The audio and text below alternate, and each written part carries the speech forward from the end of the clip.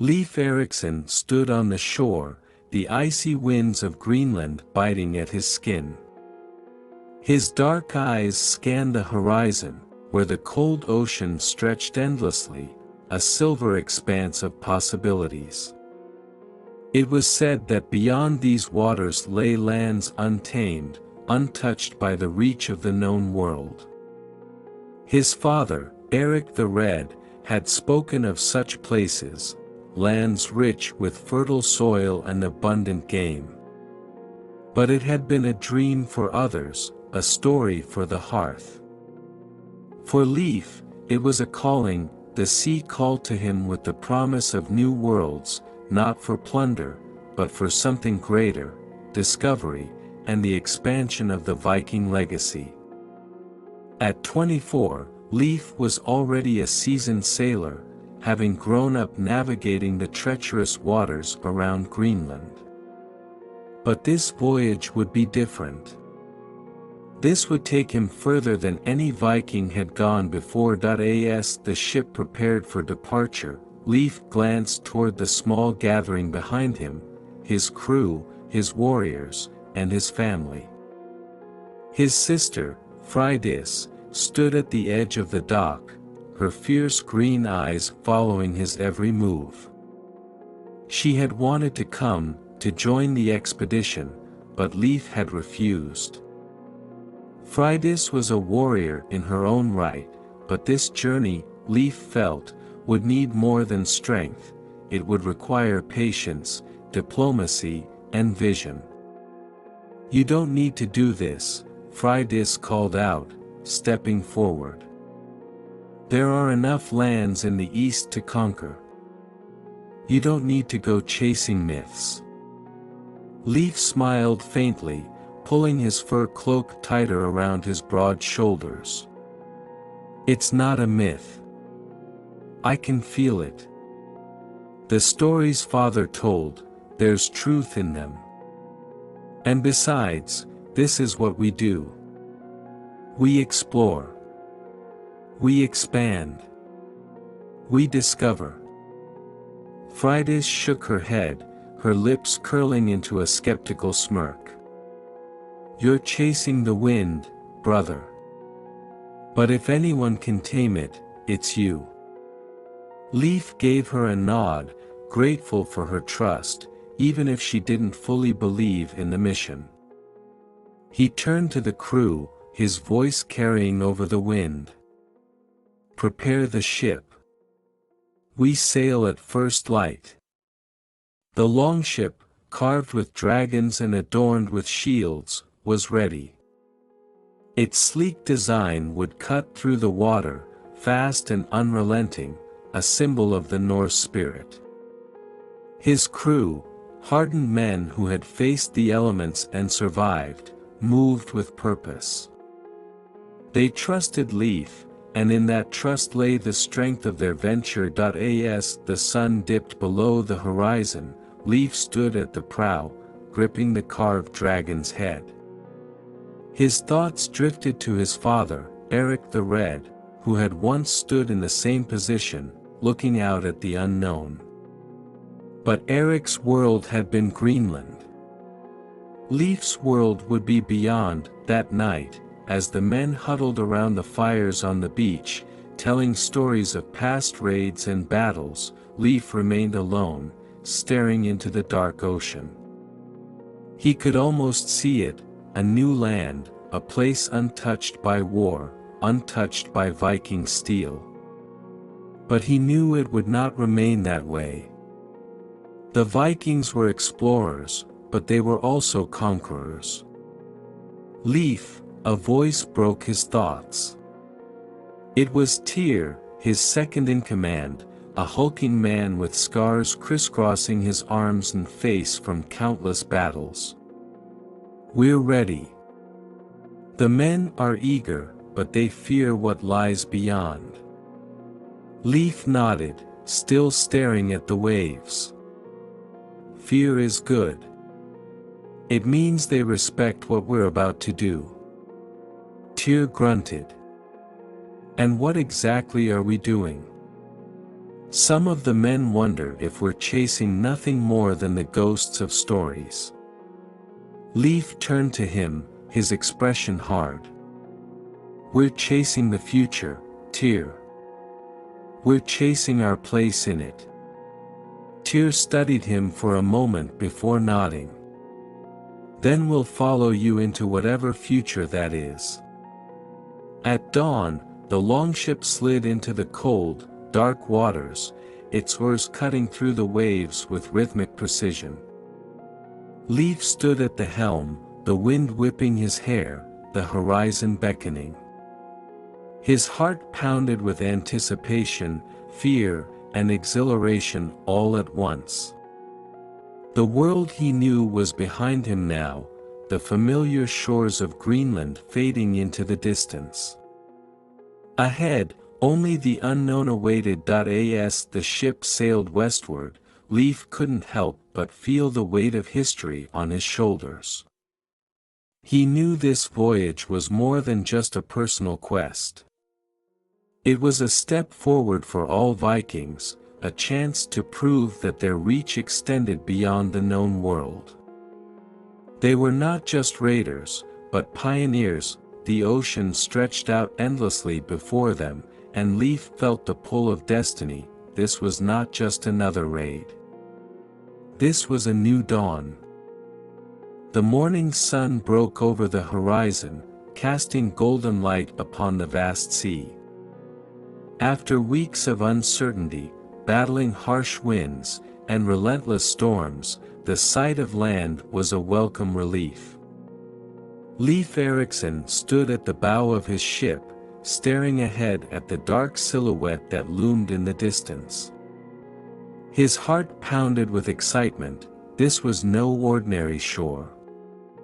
This was Vinland, the land spoken of in legends, the land beyond the horizon. The crew, fatigued from the journey, came alive as the land drew closer.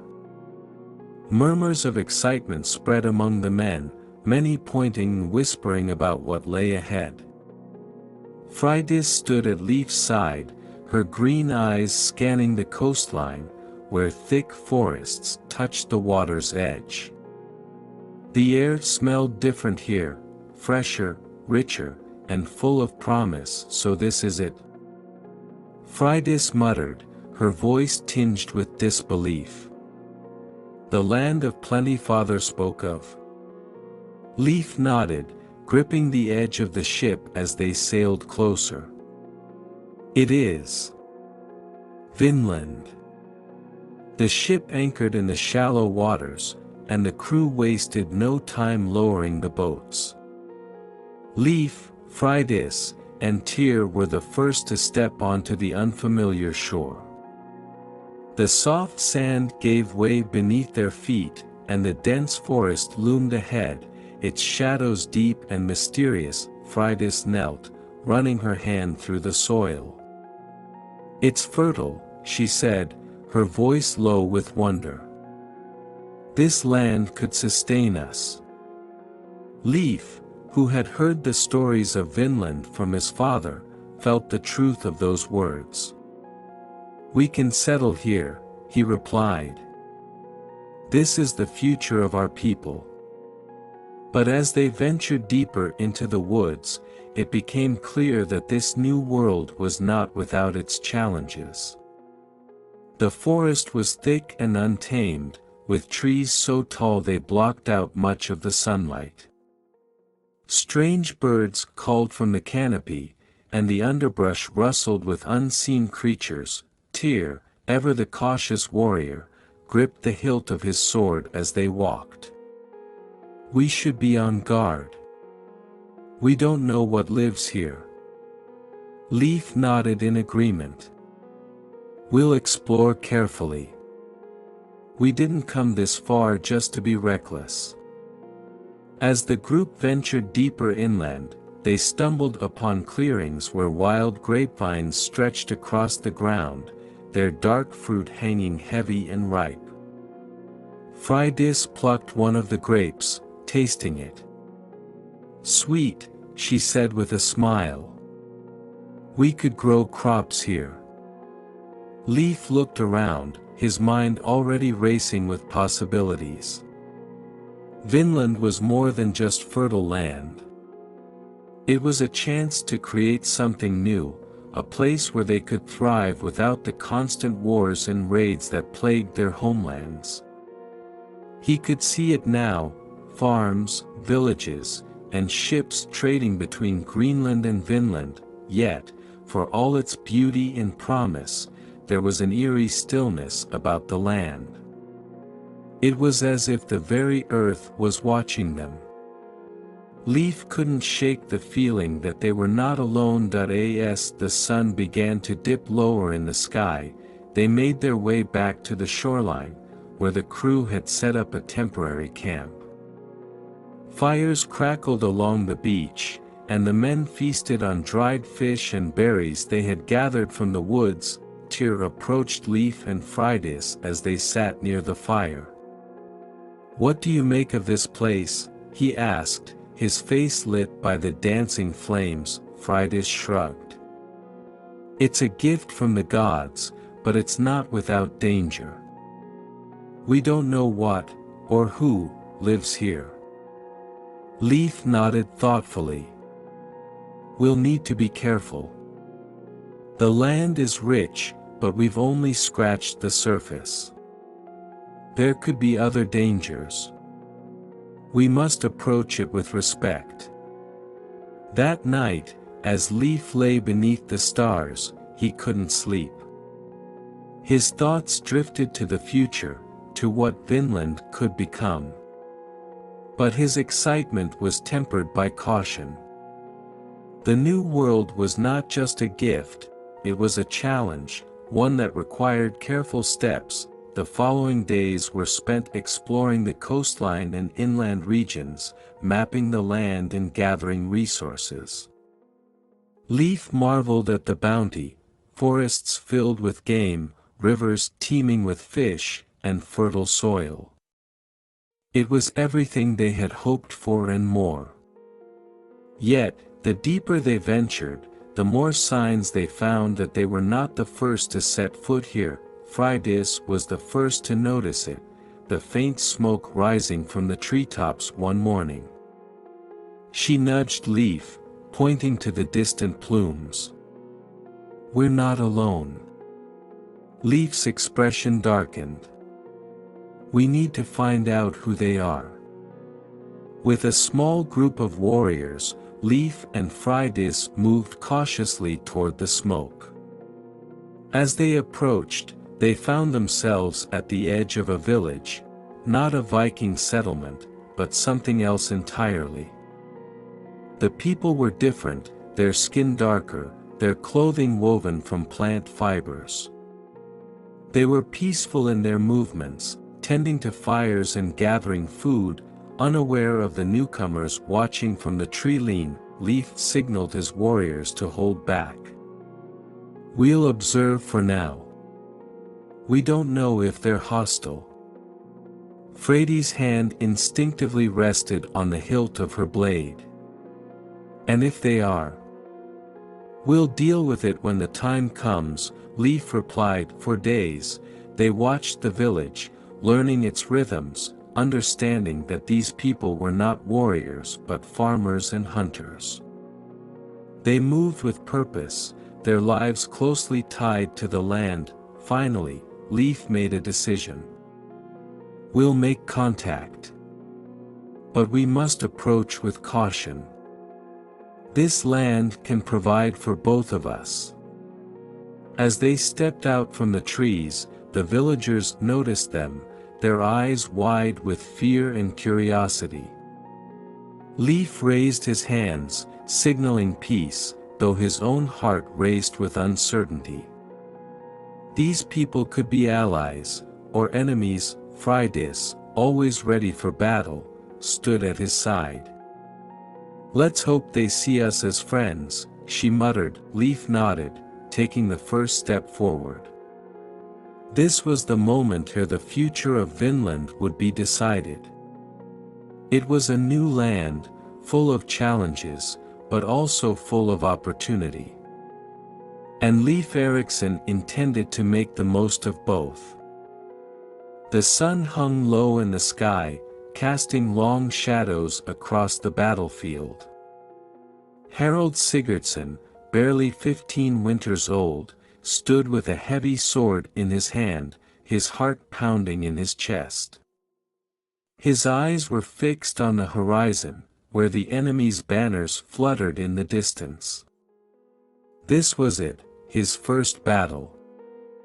The moment that would shape him into the warrior and leader he had always dreamt of becoming. Around him, seasoned fighters prepared for the coming storm, their faces hardened from years of combat. Harald, though young and untested, was already taller than most, his broad shoulders and intense gaze marking him as a force to be reckoned with. His half-brother, King Olaf Haraldsson, had brought him along to this battle against the rebel forces threatening Norway's fragile peace. Harald, Olaf called, his deep voice cutting through the din of preparation. The young warrior turned to face the king, his heart swelling with both pride and fear. Olaf, a man of immense stature and presence, looked down at him with a mixture of concern and expectation. Today, you will taste battle for the first time. Remember, it's not about rage. It's about control. Harald nodded, gripping his sword tighter. I'm ready, brother. Olaf placed a hand on Harald's shoulder, his blue eyes piercing. Good. Stay by my side, and watch how the battle unfolds. Lead with your mind, not just your sword. The distant sound of war drums echoed through the air as the enemy forces began their approach. Harald's mouth went dry. His thoughts raced. Would he prove himself today, or would he falter under the weight of war? There was no room for doubt now. The time had come. As the rebel army emerged from the tree line, Olaf's forces formed ranks, shields locking together with the dull clatter of iron against wood. Harald found his place beside Olaf, his pulse quickening as he watched the enemy advance. Their leader, a Norse warlord named Thor, had gathered men angry with Olaf's rule. Today, they would clash to decide the future of Norway. Archers, ready. Olaf bellowed, his voice calm but commanding. Harald's eyes flickered to the bowmen, their arrows already nocked, waiting for the order to fire. His heart pounded in his ears, the tension rising with each passing second loose. A rain of arrows darkened the sky, hissing as they flew toward the enemy lines. The sound of shields clashing and men screaming filled the air, and suddenly, the battlefield erupted into chaos. Harald felt a surge of adrenaline, his senses sharpening as the enemy charged toward them, shields up. Olaf ordered, and the front line of their army braced for impact. The first wave of enemy warriors crashed into their shields, swords and axes biting into wood and flesh. Harald found himself face to face with a snarling man wielding a heavy axe. The rebel swung at him with a ferocity that made Harald's blood run cold, but instinct took over. He raised his shield, feeling the jarring impact as the axe hit, then struck back, his sword finding its mark in the man's side. The rebel dropped to the ground, blood spilling across the earth. Harald stood frozen for a moment, staring at the fallen warrior, his heart hammering in his chest. He had killed a man. His first. Harald. Olaf's voice snapped him back to reality. Focus. There's no time to hesitate. Harald shook himself out of his shock, raising his shield once more as another enemy lunged at him. This time, he was ready. He sidestepped the attack and brought his sword down with precision, slicing through the man's armor. As the rebel fell, Harald felt the strange thrill of victory, mixed with the grim reality of battle, the clash of steel, the roar of men, and the smell of blood filled the air. Harald moved through the chaos with growing confidence, his sword finding its mark time and again. But even as the battle raged, he remembered Olaf's words, control. He couldn't let the frenzy of war consume him. He had to lead with his mind, not just his blade. As the hours wore on, the tide of battle began to shift. Olaf's forces, bolstered by the determination of their young king and his fearless warriors, began to push back the rebels. Harald found himself at the heart of the fight, cutting through enemy ranks with a focus he hadn't known he possessed. This was his world now, the battlefield. The place where he would forge his legacy. In the distance, Harald saw Thor, the rebel leader, directing his forces with desperate fury. This was the man responsible for the rebellion, the one who threatened Olaf's reign and the stability of Norway. Harald's eyes narrowed. If they could take him down, the battle would be won. Without hesitation, Harald broke from the line and charged toward Thor, his sword raised high. His breath came in ragged gasps as he pushed through the chaos, ignoring the screams and blood around him. He had one goal now, to strike down the leader of the enemy. Thor spotted him coming and sneered, raising his axe. The two warriors met in a clash of steel, their weapons ringing out across the battlefield. Thor was strong, his blows heavy and brutal, but Harald was quicker. He dodged the swings of the axe, waiting for the right moment. As Thor raised his weapon for a final, powerful strike, Harald saw his opening. He ducked low, driving his sword upward into Thor's chest. The rebel leader gasped, his eyes wide with shock. Before crumpling to the ground, Harald stood over him, his chest heaving, his sword dripping with blood. The battlefield grew quiet as the rebels, seeing their leader fall, began to retreat. Olaf's men roared in victory, their voices echoing across the field. Olaf approached, his face grim but proud. "You've done well, Harald," he said, placing a hand on his brother's shoulder. "You fought like a true warrior today." Harald looked down at his blood-stained sword, his thoughts racing. He had tasted battle for the first time, and though he had emerged victorious, he knew this was only the beginning. There would be more battles, more bloodshed, and more tests of his strength. But today, he had proven himself. He had taken his first step toward becoming not just a warrior, but a leader of men. Olaf's gaze softened as he looked at Harald. "The path you walk now is not easy. But if you continue as you've begun today, you will carve your name into the history of our people." Harald nodded, his jaw set with determination. This was his destiny. He had stepped onto the battlefield for the first time, but he would return again and again, until the world knew his name. Today was just the beginning. The air smelled of pine and burning wood. Freydis stood at the edge of the clearing, her breath coming in slow, measured exhales. Before her, a great bonfire roared, its flames leaping into the sky like the wild spirit of the old gods. Around the fire, a circle of her people stood chanting, their voices rising in a rhythm older than any kingdom. This was a night of awakening, a night where the lines between the gods and men thinned, and Freydis felt the weight of it pressing upon her. The world was changing. The old gods, the gods of her ancestors, still held power here in the remote villages of Norway.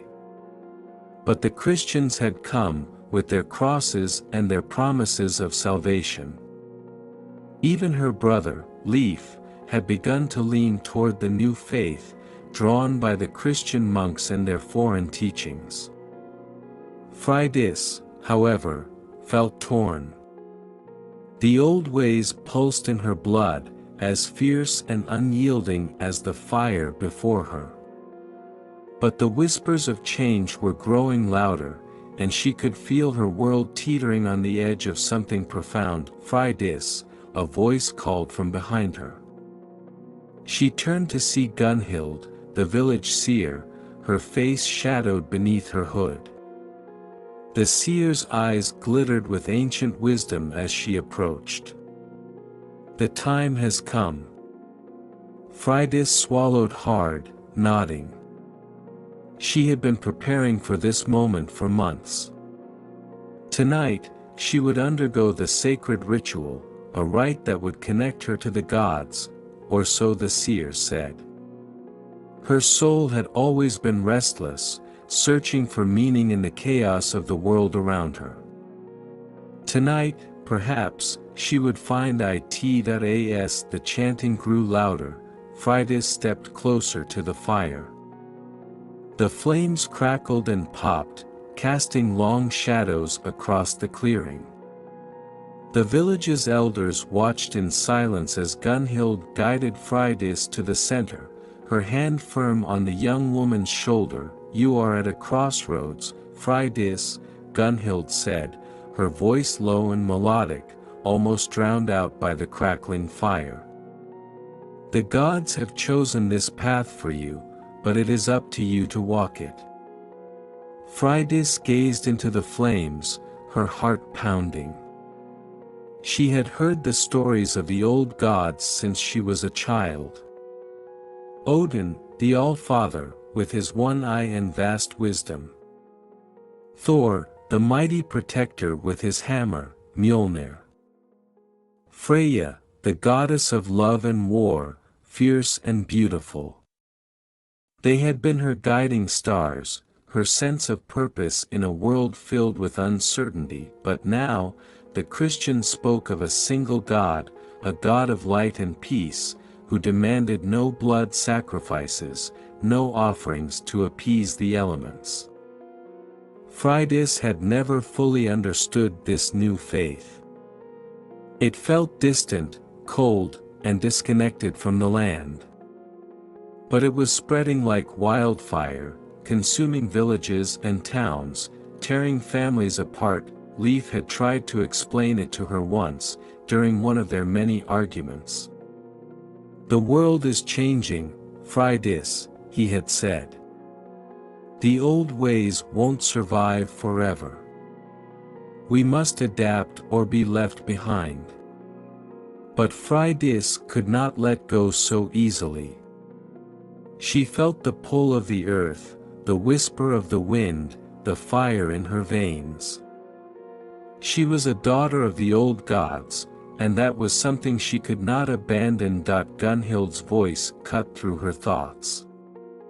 "Kneel, child of the gods." Freydis knelt before the fire, the heat of the flames licking at her skin. Gunhild raised her arms, chanting words in the old tongue, a language that had been spoken long before the Christians arrived. The others joined in, their voices rising in unison. Freydis closed her eyes, letting the sound wash over her, feeling the weight of the ritual descend upon her shoulders. In the darkness behind her closed eyelids, she saw flashes of images, a great tree with roots that stretched into the underworld, a raven circling above, a serpent coiled around a mighty hammer.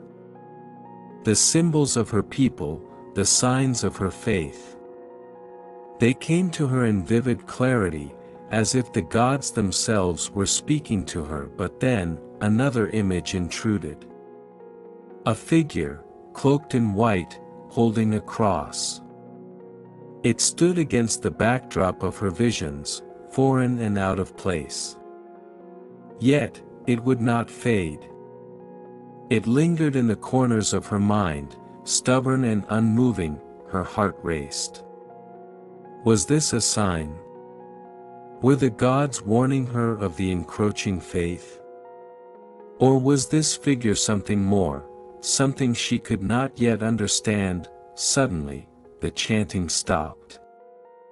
The air was still, save for the crackling of the fire. Freydis opened her eyes, the visions fading, leaving her in the present moment. Gunhild stood over her, her face calm but her eyes sharp. "You have seen something," the seer said quietly. "What was it?" Freydis hesitated, her throat dry. "I saw the gods. But there was something else. Something foreign. A figure with a cross." Murmurs rippled through the circle of elders.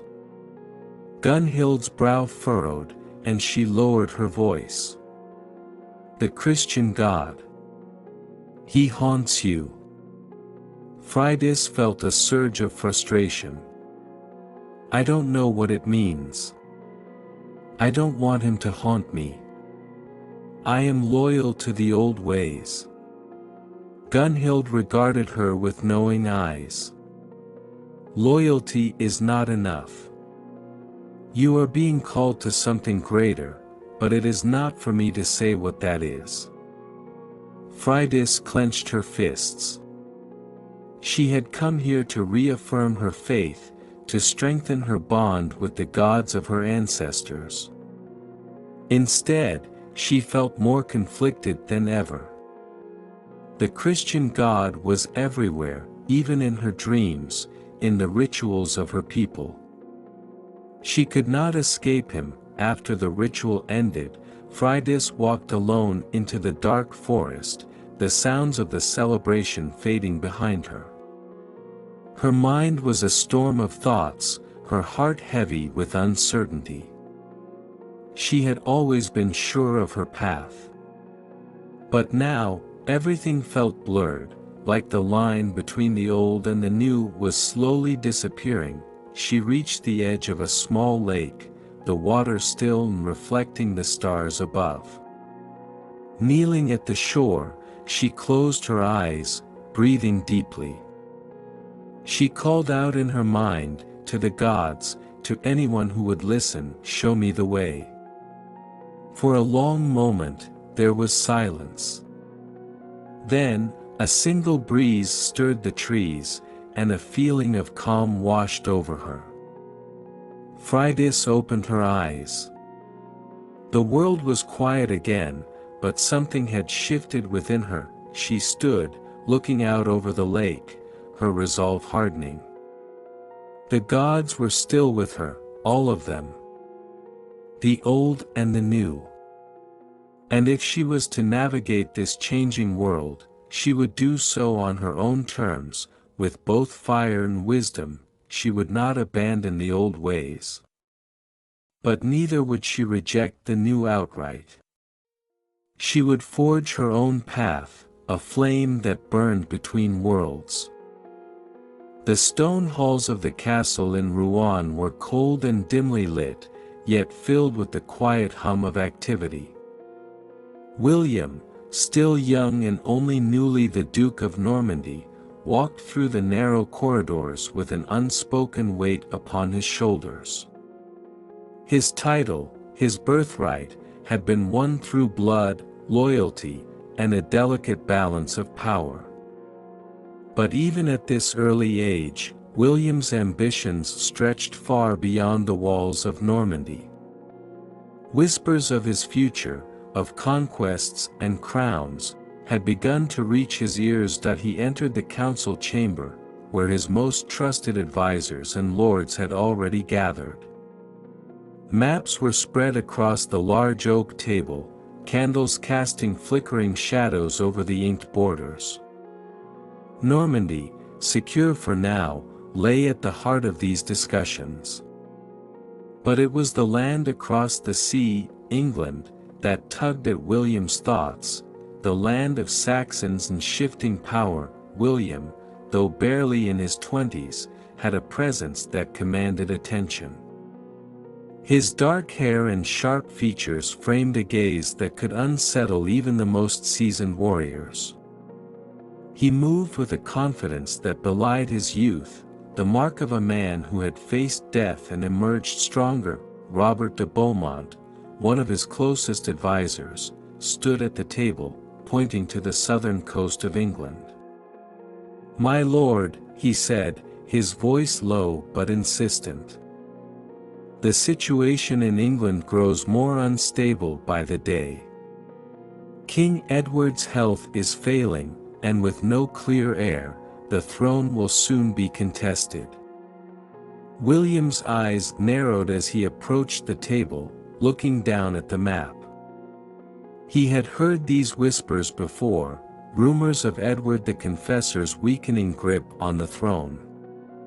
It was no secret that Edward had spent much of his life in Normandy, and though the English crown seemed distant, the bond between the two lands was undeniable. "The Witan will decide who sits upon the throne," said Hugh de Grandmesnil, another of William's advisers, "but the Saxon lords are divided. Harold Godwin's son, Edward's most powerful noble, seeks the crown for himself." William said nothing for a long moment, his mind calculating the implications of every word. He had never met Harold, but he knew the type.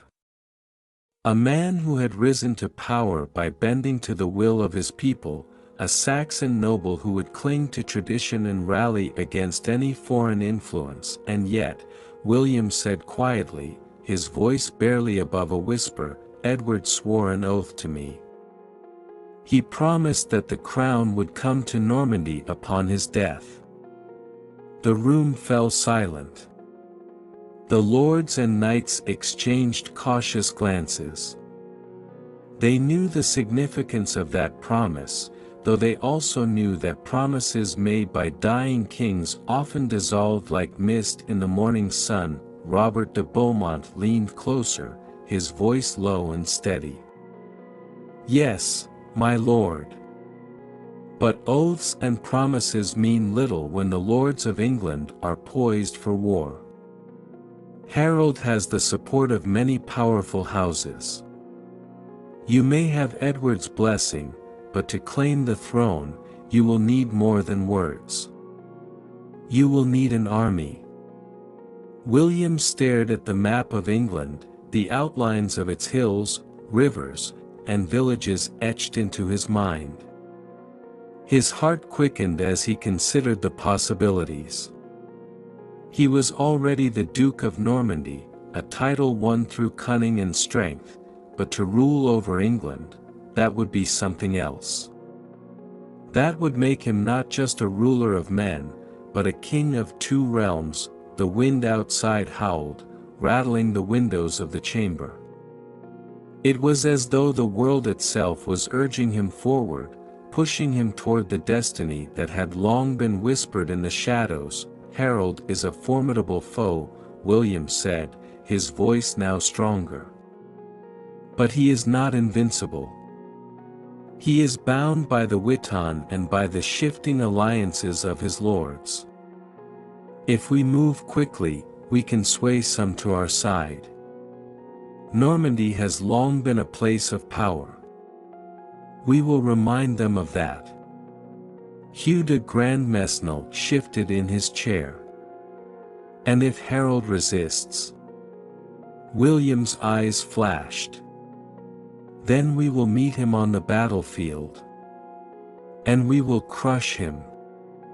There was no doubt in his voice, no hesitation. William had always been pragmatic, understanding that power came not just through diplomacy but through force. The blood of Rollo, the Viking ancestor who had founded Normandy, ran strong in his veins. He had been born to conquer, to expand, to leave behind a legacy that would be written in the annals of history, but it wasn't just the throne of England that called to him. The whispers spoke of something deeper, something more profound. William had always believed that his destiny was greater than Normandy. He had felt it since he was a boy, watching his father lead warriors into battle, hearing the tales of distant lands and grand victories.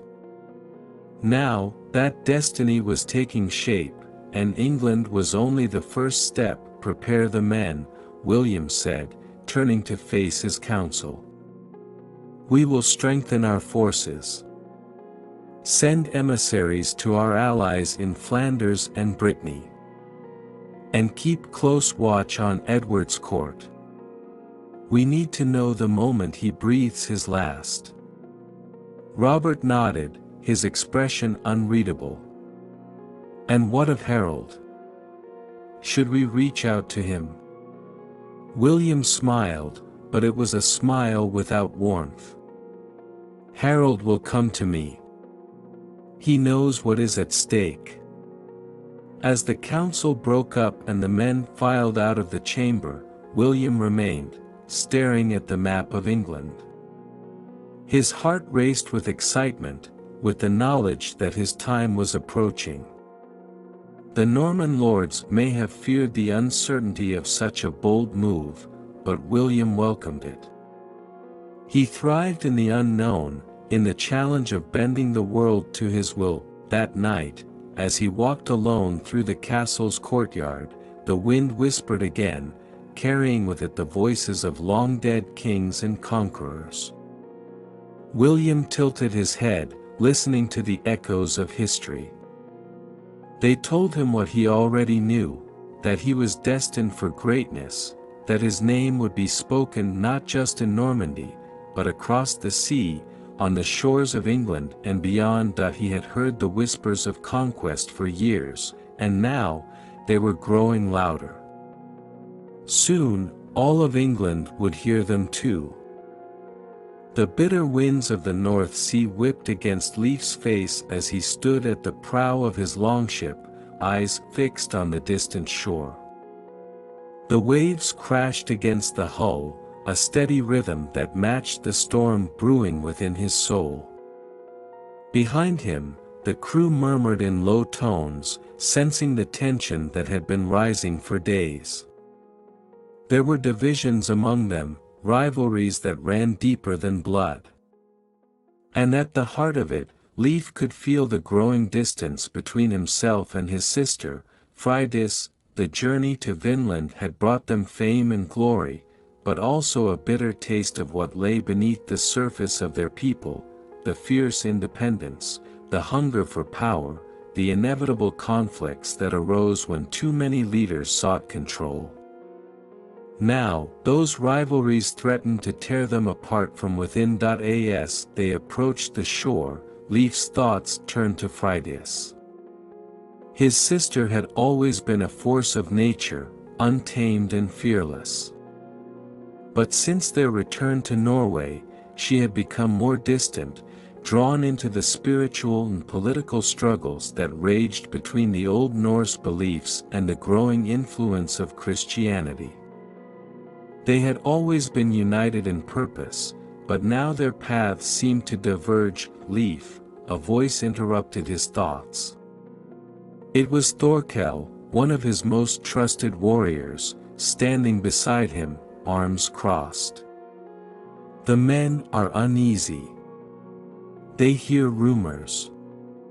Leif's jaw tightened. "Rumors of what?" "Of betrayal. Some say the Jarls are plotting against you and Freydis. That there are those who would prefer to see others take your place." Leif's eyes darkened as he looked out over the sea. He had heard the whispers too, whispers that spoke of envy and power struggles among the Viking leaders. The success of their voyages had made them targets.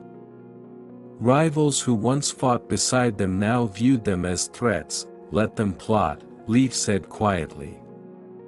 But we will not be caught unprepared. As the longship docked, Leif and his men disembarked, greeted by the cold stone walls of a coastal village where meetings with other Viking leaders were to take place. Among them would be Harald Hardrada, whose ambitions in Norway had become a matter of open conflict. Leif knew that Harald's hunger for power had made him both an ally and a potential enemy. Inside the great hall, the air was thick with tension. Viking warriors from different clans gathered around tables, sharing drink and conversation, but beneath the surface, alliances shifted like the tide. Leif scanned the room, his eyes landing on Freydis, who stood at the far end of the hall, deep in conversation with a group of shield maidens. She caught his eye for a brief moment, but the look she gave him was distant, almost cold. Leif made his way toward her, ignoring the sidelong glances from the other leaders. As he approached, Freydis straightened, her expression unreadable. Sister, Leif greeted her, his voice soft but tense. We need to talk. Freydis nodded, but there was something guarded in her stance. They stepped away from the crowd, finding a quieter corner of the hall. What is it, Leif? She asked, her tone sharper than he expected. There are rumors, he said bluntly, of rivalries growing within our ranks. Of betrayal. Freydis's eyes narrowed. You think I don't know that? The Jarls are restless. They see the future changing, and they fear being left behind. And what about you? Leif asked, his voice tinged with frustration. You've become distant, Freydis. Your mind is on other things, other battles. Freydis crossed her arms, her gaze hardening. I'm fighting a different war, Leif. A war for our people's soul. While you've been focused on politics and power, I've been trying to keep the old ways alive. The Christians are spreading like a disease, and soon, everything we've known will be swallowed by their God. Leif shook his head. The world is changing, Freydis. You can't stop it by clinging to the past. I'm not clinging, she snapped. I'm fighting. And if you won't stand with me, then maybe we've already lost. Leif stared at her, the rift between them suddenly feeling wider than ever. They had always fought side by side, but now it seemed that their struggles were pulling them in opposite directions. The bond of brother and sister was being tested, and Leif wasn't sure how long it could hold. Before he could respond, the doors of the hall slammed open. Harald Hardrada entered, his presence commanding attention. The room fell silent as the tall, imposing figure made his way toward the center of the hall, his piercing eyes scanning the faces around him. Leif and Freydis exchanged a glance, their argument momentarily forgotten. Harald was a man to be reckoned with, a warrior who had already made a name for himself across the Viking world. But now, his ambitions reached higher, to the throne of Norway. Leif, Harald greeted him with a nod, though his gaze quickly shifted to Freydis. And Freydis, daughter of Eric the Red. It seems the winds have brought us all together. Leif returned the nod cautiously. Harald. What brings you here? Harald's smile was thin, his eyes gleaming with barely concealed ambition. The same thing that drives us all, power. Norway is on the brink of chaos, and only the strongest will survive. You've done well, Leif. But there are many who question your loyalty to the future of our people. And Freydis, he added, his voice softening as he addressed her, your ties to the old gods make you a target in a world that's rapidly turning Christian.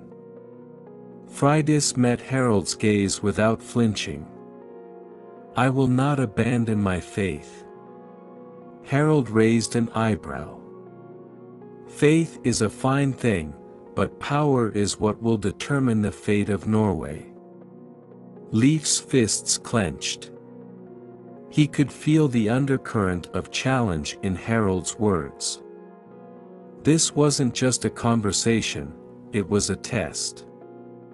A test of loyalty, strength, and ambition. You speak of power, Leif said carefully, but power without honor leads to nothing but destruction. Harald's smile widened. Honor? There is no honor in weakness, Leif. Norway needs a king, and I intend to be that king. The tension in the room was palpable. Leif could sense the eyes of the other Vikings watching them, waiting to see how this would unfold. Harald was right about one thing, Norway was on the brink of chaos. But the question of who would lead it out of that chaos was far from decided. Freydis, however, stepped forward, her voice cutting through the silence. You may claim the throne, Harald, but do not mistake ambition for destiny. The gods have their own plans, and they do not always align with the desires of men. Harald's gaze flickered with amusement. Perhaps. But I will not wait for the gods to decide my fate. Leif stepped beside his sister, the two of them standing united, if only for this moment. The rivalries within the Viking world were growing more dangerous by the day, and their paths would soon diverge once more. But for now, they faced a common threat, the struggle for dominance in a world where alliances were fleeting, and betrayal lurked around every corner. As the night wore on and the fires in the great hall burned low, Leif knew one thing for certain: the days of brotherhood and unity were slipping away, and the time for betrayal was fast approaching.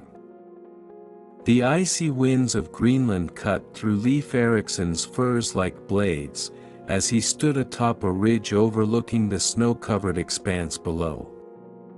The landscape stretched as far as the eye could see, vast, untamed, and merciless. The jagged mountains in the distance looked like the teeth of a great beast, waiting to devour anyone who dared to venture too far into this frozen wilderness. Yet here he was, leading an expedition deeper into unknown lands, seeking fortune, glory, and a place that could support his people. Leif turned to face his men, who were huddled around a small fire below, their faces pale and weary from weeks of cold, hunger, and uncertainty. The journey had been harder than expected, and though they had prepared as well as they could, nothing could fully anticipate the brutality of Greenland's winter. But Leif knew that turning back was not an option. He had made a name for himself as an explorer, and he would not let his father's legacy, nor his own, be tainted by failure. Beside him stood Thorvald, his younger brother, whose eager eyes betrayed a deep hunger for adventure. Thorvald had always been different from Leif, more reckless, more driven by the desire for battle and conquest. Where Leif sought to carve out new settlements and bring stability to his people, Thorvald yearned for glory in the form of blood and treasure. They won't last much longer in this cold, Thorvald muttered, his breath rising in icy clouds. We need to find shelter or we'll lose half the men before the next sunrise. Leif nodded, his face grim. He had already lost 2 men to the harsh conditions. They had buried them in shallow graves, their bodies swallowed by the snow. But Leif's resolve remained unshaken. His father, Eric the Red, had once called this land home, and Leif was determined to prove that Greenland could offer more than just ice and desolation. Somewhere in this frozen wasteland, there had to be something worth finding, a place where his people could thrive. "We press on," Leif said, his voice calm but firm. "There's no turning back now. We'll find what we came for." Thorvald smirked. "Spoken like a true son of Eric. But what exactly are we looking for, brother? Land? Treasure? Or something more?" Leif didn't answer immediately. He wasn't entirely sure what they were seeking, only that something called him to these unknown lands. The sagas spoke of distant shores, places untouched by men, where even the gods themselves hadn't set foot. There was power in discovery, in venturing where others feared to go. And Leif had always believed that the future of his people lay not in the old lands of Scandinavia, but in the new worlds they could claim. As the expedition continued, Leif led his men deeper into the wilderness, navigating through glaciers and valleys, each step more treacherous than the last. The further they went, the harsher the conditions became.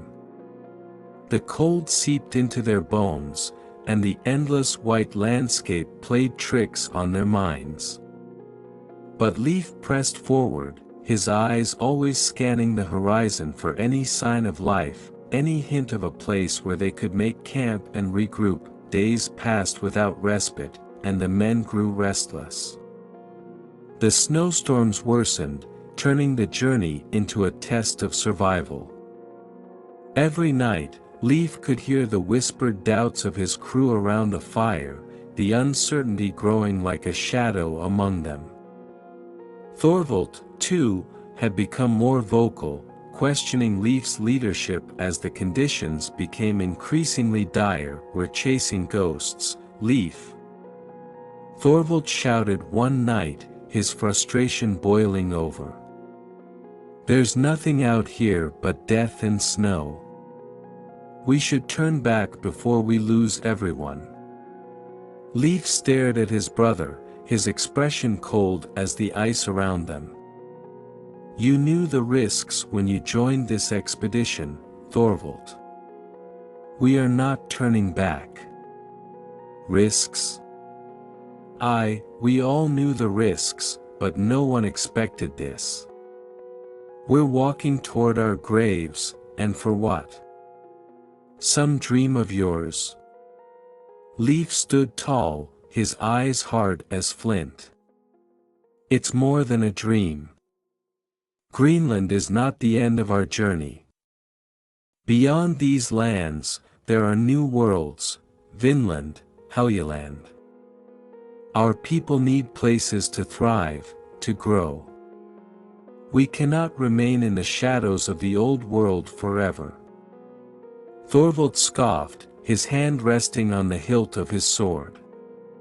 "You sound like a madman. These men follow you because they believe in your leadership, but if you lead them to their deaths, they will turn on you.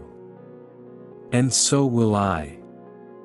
For a long moment, silence hung between the brothers, the air thick with tension.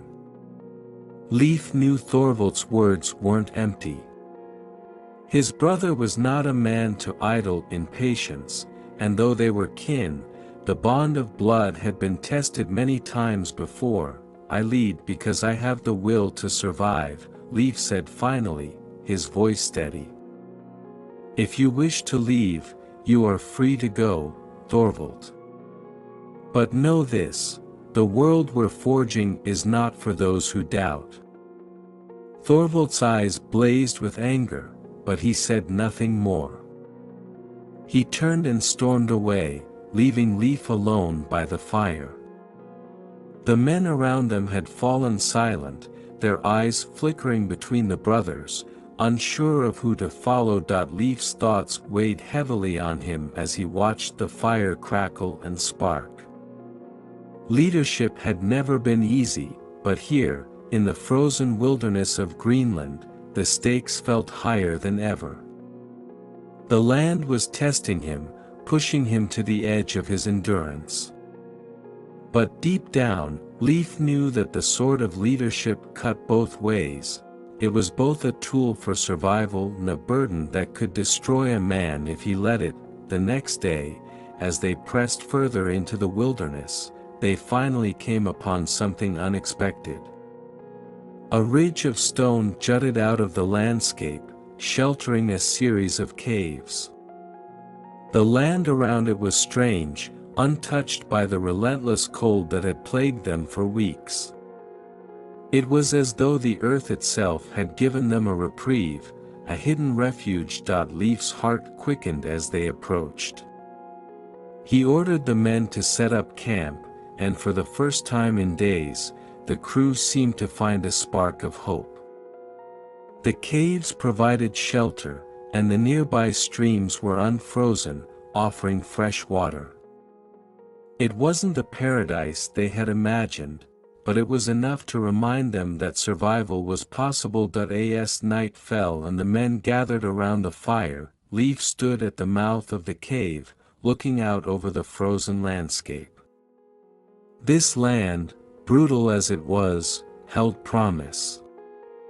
He had faced the test of Greenland and survived. But the true test lay ahead, what they would build in these unknown lands, and whether they could hold on to their dreams in the face of adversity. He gripped the hilt of his sword tightly, the cold metal a reminder of the battles yet to come. This was only the beginning.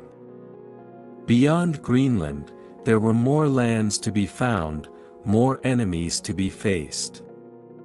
But Leif knew one thing for certain: he would carve his legacy into these lands, with blood and steel if necessary. The sword of Greenland had been raised, and it would not fall until his mission was complete.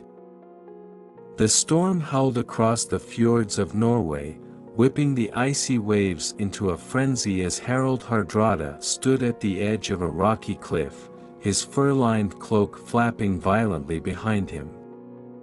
The sea was wild, but it was nothing compared to the storm building within Harald. He had been born into the chaos of war and raised in the shadow of greater men, but now the time had come for him to carve his own legend. The storm was coming, not just in the skies, but in the hearts of every Viking who still thirsted for conquest, and Harald intended to lead them. At his side stood Einar, his oldest and most trusted lieutenant, a battle-hardened warrior who had followed Harald since his youth. Together, they had faced countless battles, yet now the stakes were higher than ever. Norway was a kingdom divided, and Harald's ambitions could no longer be contained by the borders of his homeland. "The men are restless," Einar said, his voice low and steady, even as the wind roared around them. "They've heard whispers of your plans.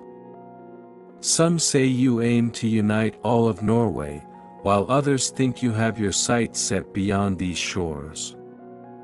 Harald's blue eyes gleamed as he gazed out at the raging sea. "They're not wrong, Einar. But before we can turn our gaze to the wider world, we must first bring Norway to its knees." Einar smirked, a hint of amusement in his otherwise stern expression. "And what will it take to bring Norway to its knees?" "More than just swords, I'd wager." Harald nodded. "It will take alliances, loyalty, and fear. The Jarls will not give up their power easily. We will need warriors, men willing to fight for more than just coin. They must fight for a future where their names are remembered long after they've fallen. Einar glanced at the growing storm clouds. You think they'll follow you into this? Harald turned, his eyes cold and sharp. They will follow because I am their storm, and I will sweep away all who stand in my path.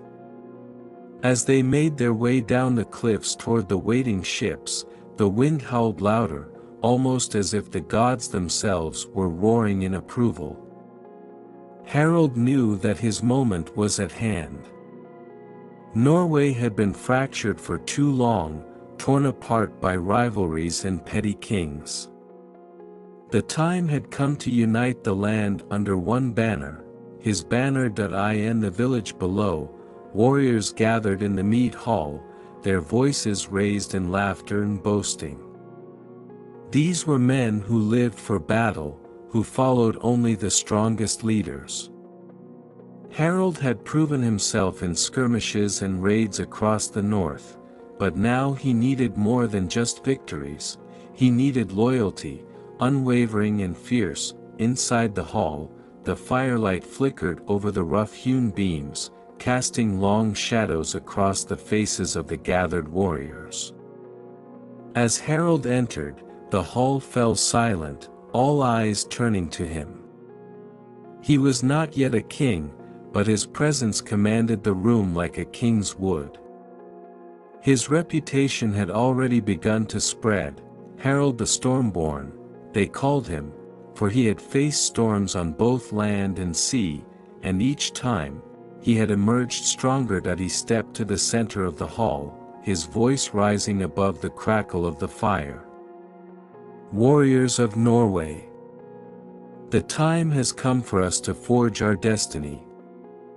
For too long, we have fought each other, divided by rivalries and old grudges. But the world beyond our shores grows larger, and we must become more than just raiders. We must become conquerors. The men muttered among themselves, some nodding in agreement, others still uncertain.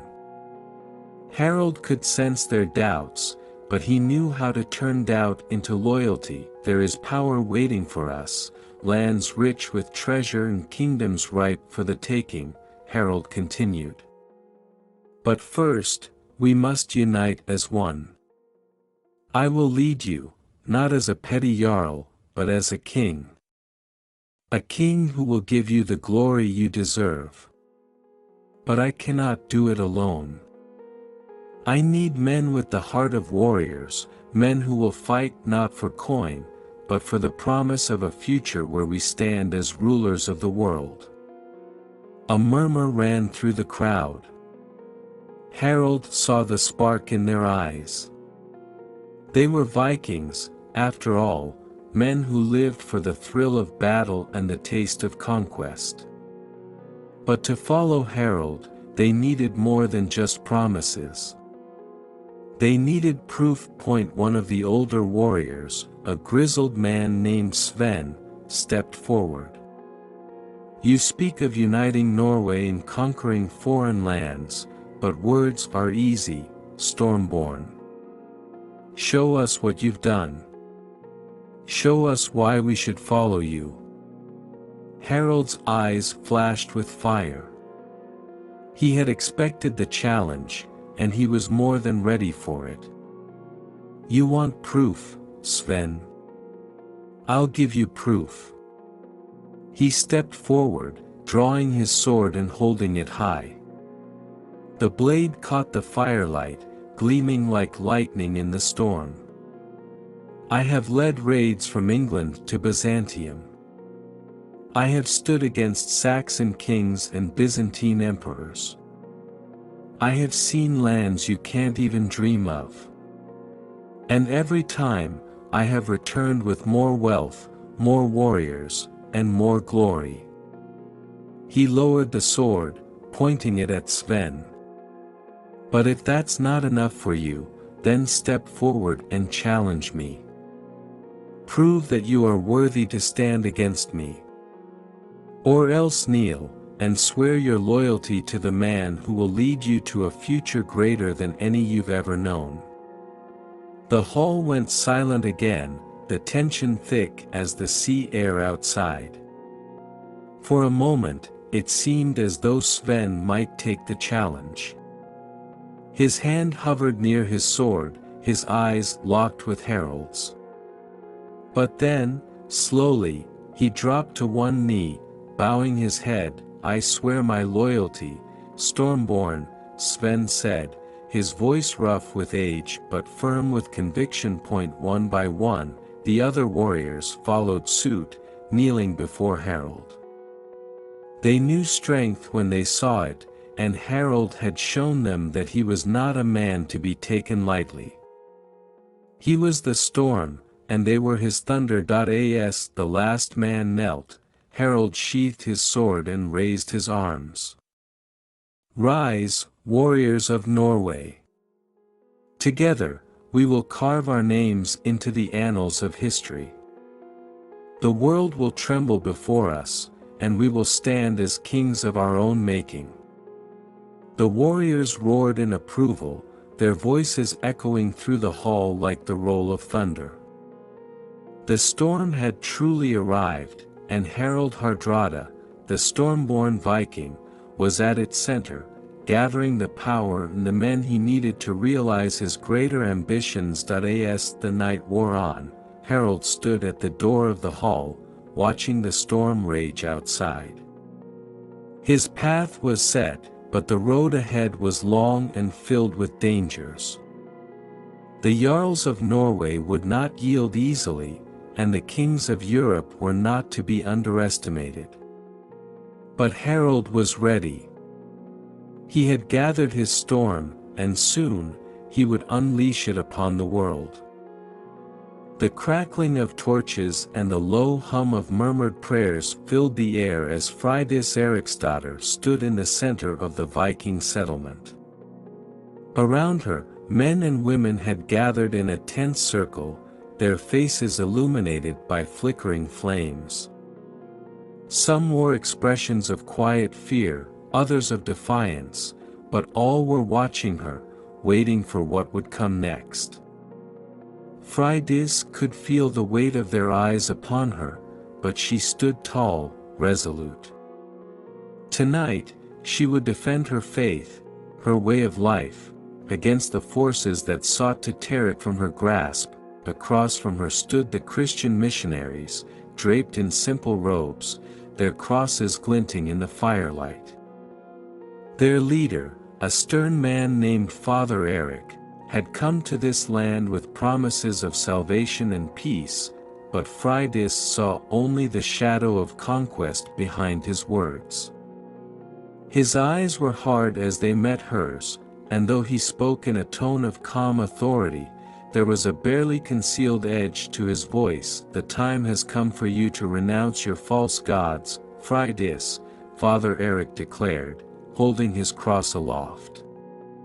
"The true faith has arrived, and with it, the promise of eternal life.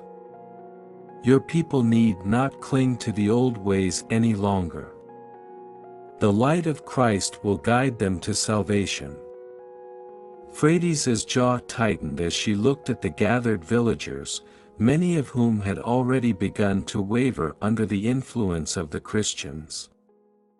She had fought for years to preserve her Norse beliefs, but the encroaching tide of Christianity had been relentless. It had started with whispered promises, better crops, safer lives, but now it had grown into something more dangerous. It was no longer just a choice, it was a challenge to everything her ancestors had stood for. "I see no salvation in your words," Freydis said, her voice strong and unwavering. "Only submission. You come here, to our land, preaching peace and prosperity, but you demand that we abandon the gods who have protected us for generations. You ask us to forget who we are." Father Erik took a step forward, his gaze unflinching. "Your gods are false, Freydis. They have no power here. The time of the pagans is ending. The time of the cross has come. A murmur ran through the crowd. Freydis could feel the tension rising, the air growing thick with the possibility of violence. Some of the villagers had already converted, drawn in by the promises of the new faith. Others remained loyal to the old gods, but fear gnawed at them, fear that resisting the Christians would bring ruin to their families, to their way of life, but Freydis had no fear. Her blood burned with the fire of her ancestors, and she would not let the faith of her people be extinguished so easily. "I will never bow to your God," she said, stepping forward so that she stood only a few feet from Father Eric. "And I will not let my people be stolen from me by lies and promises of a better life. We are Vikings. We do not kneel before kings, and we do not kneel before your Christ." Her words echoed through the square, and for a moment, there was silence. Then Father Eric's expression hardened. "You speak of defiance, but it is nothing more than stubbornness. You lead your people into darkness, Freydis. If you do not accept the truth, you will be swept away." Freydis's eyes narrowed. "It is you who will be swept away, priest." With that, she turned to face the villagers, her voice rising above the crackling flames. "Who here will stand with me? Who will defend the gods of Asgard, the gods who gave us strength, who gave us victory in battle, who protect our homes and our families?" A few men stepped forward, warriors who had fought alongside her in raids and battles, their loyalty unwavering. Others, however, hung back, uncertain, their eyes darting between Freydis and the Christians. Father Eric raised his cross once more. "This is your last chance, Freydis. Accept the light of Christ, or be cast into darkness." Freydis gripped the hilt of her sword. She had known this moment was coming for a long time, and she was ready for it. If the Christians thought they could take her people by force, they would find that she had fire in her veins, not fear. "I choose the old gods," Freydis said, her voice like iron. "And I choose to fight." With a swift motion, she drew her sword, the blade gleaming in the firelight. The crowd gasped, and for a moment, everything seemed to hang in the balance. Then the Christians surged forward, their followers grabbing at Freydis and her warriors, trying to wrestle them to the ground, but Freydis was no easy prey. With a fierce battle cry, she swung her sword, cutting through the chaos as her warriors joined the fray. The clash of steel rang through the night as the village erupted into violence. Freydis moved like a force of nature, her blade flashing as she defended her people, her beliefs, her very soul. The Christians fought back with desperation, but they were no match for Freydis's fury. One by one, they fell, their cries drowned out by the roaring fire and the shouts of the villagers. Father Eric watched in horror as his followers were driven back, his once confident face now twisted with fear. "You cannot stop us," he shouted over the din, his voice trembling. "The light of Christ will." Freydis silenced him with a single, brutal strike, her sword cutting through his words. He fell to the ground, the cross slipping from his fingers as his blood stained the snow beneath him. As the battle raged on, the villagers watched, some in shock, others in awe. Freydis stood amidst the chaos, her sword gleaming in the firelight, her face streaked with blood and sweat. She had defended her faith, her people, and in doing so, she had drawn a line in the sand. There would be no compromise. Not here. Not in her land. The fighting finally began to subside as the last of the Christians either fled or were cut down. Freydis stood tall, breathing heavily, her eyes scanning the scene. The old gods had prevailed this night, but she knew this was only the beginning. The Christians would return, and next time, they would bring more than just words, but Freydis was ready. She would not be baptized in the waters of their faith. She had already been baptized, in fire. The sun hung low over the rolling hills of Normandy, casting long shadows over the landscape as William, Duke of Normandy, surveyed his domain from the ramparts of his castle. The air was thick with anticipation, a palpable energy coursing through the land as whispers of ambition and conquest echoed among his people. William was not merely a duke, he was a man with grand designs, and he intended to shape the future of not just Normandy, but all of Christendom. As he stood, clad in fine armor adorned with the sigil of his house, he felt the weight of responsibility pressing on his shoulders.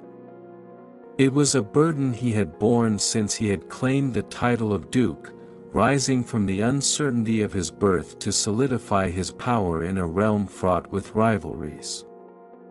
He had fought fiercely to establish his authority, but now that authority needed to be transformed into something greater. "William," a voice called from behind him. It was Odo, his half-brother and Bishop of Bayeux, who had been a steadfast ally throughout William's rise. "The nobles are restless. They question your intentions, your ambitions. Some fear you seek to expand too quickly." William turned, his expression sharp. "They question my intentions. After all I have done to secure Normandy. They will see soon enough that my ambitions are for the good of our land. Fear is a poor guide for loyalty." Odo nodded, his brow furrowed in thought. "True, but remember, a leader must also consider the hearts of his people. They will follow you into battle if they believe in your vision, not just fear your might.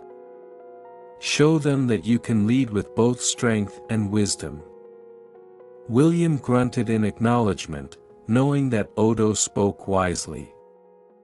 It was true that the path to glory was paved not only with conquest but also with the support of those he ruled.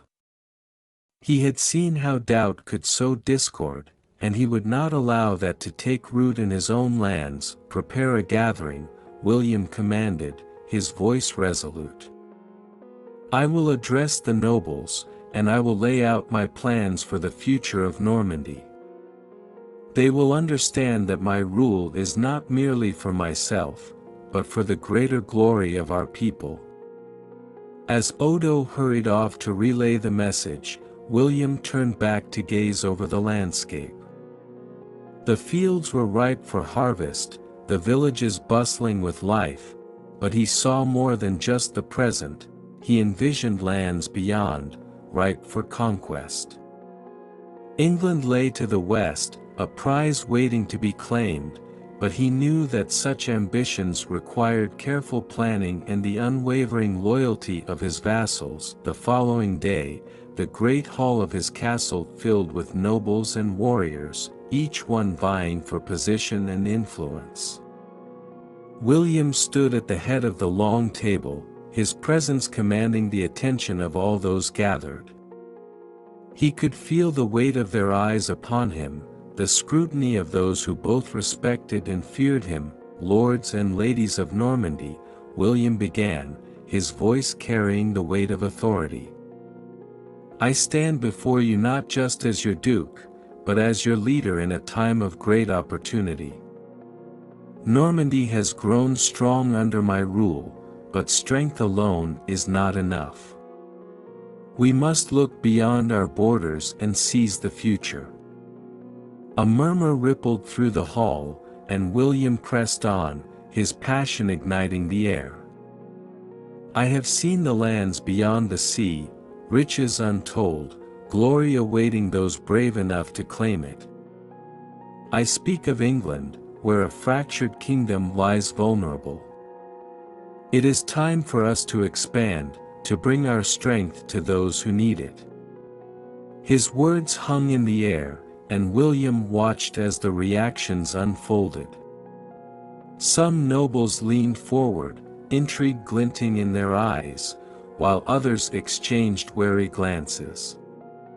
He needed them to understand, this was not merely a dream, but a call to arms, a chance to forge their legacy in the annals of history. Together, we can become more than mere dukes and lords, we can become kings.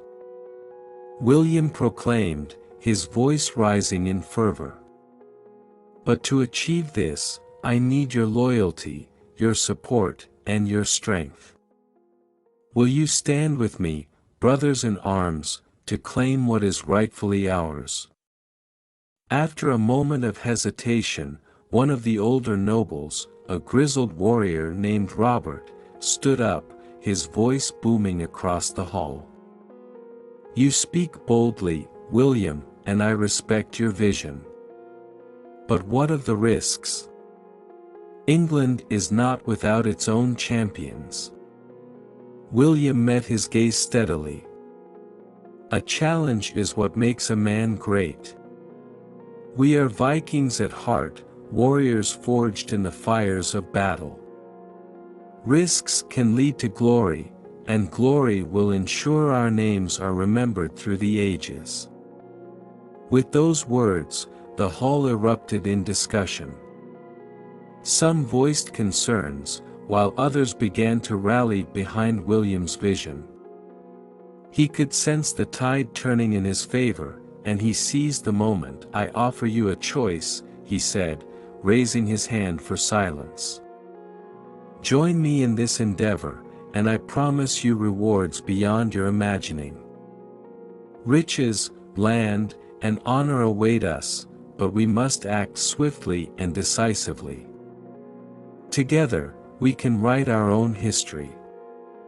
As the discussions continued, more nobles began to rise in support of William's ambitions. The fire of his words had ignited a spark, and he could feel their loyalty solidifying. He would not just be the Duke of Normandy, he would be the Duke who changed the course of history. After the gathering, as the sun dipped below the horizon, William retreated to his chamber, reflecting on the day's events. He had gained the support of many, but he knew that the road ahead would be fraught with challenges. The lords of England would not take kindly to an invasion, and he would need to prepare for the inevitable conflict. "Your Grace," Odo said, entering the room with a serious expression. "You spoke passionately today. But be wary, not all will embrace your vision." William nodded, understanding the weight of his brother's warning. "I will forge alliances, Odo. I will show them the strength of unity. Together, we will conquer."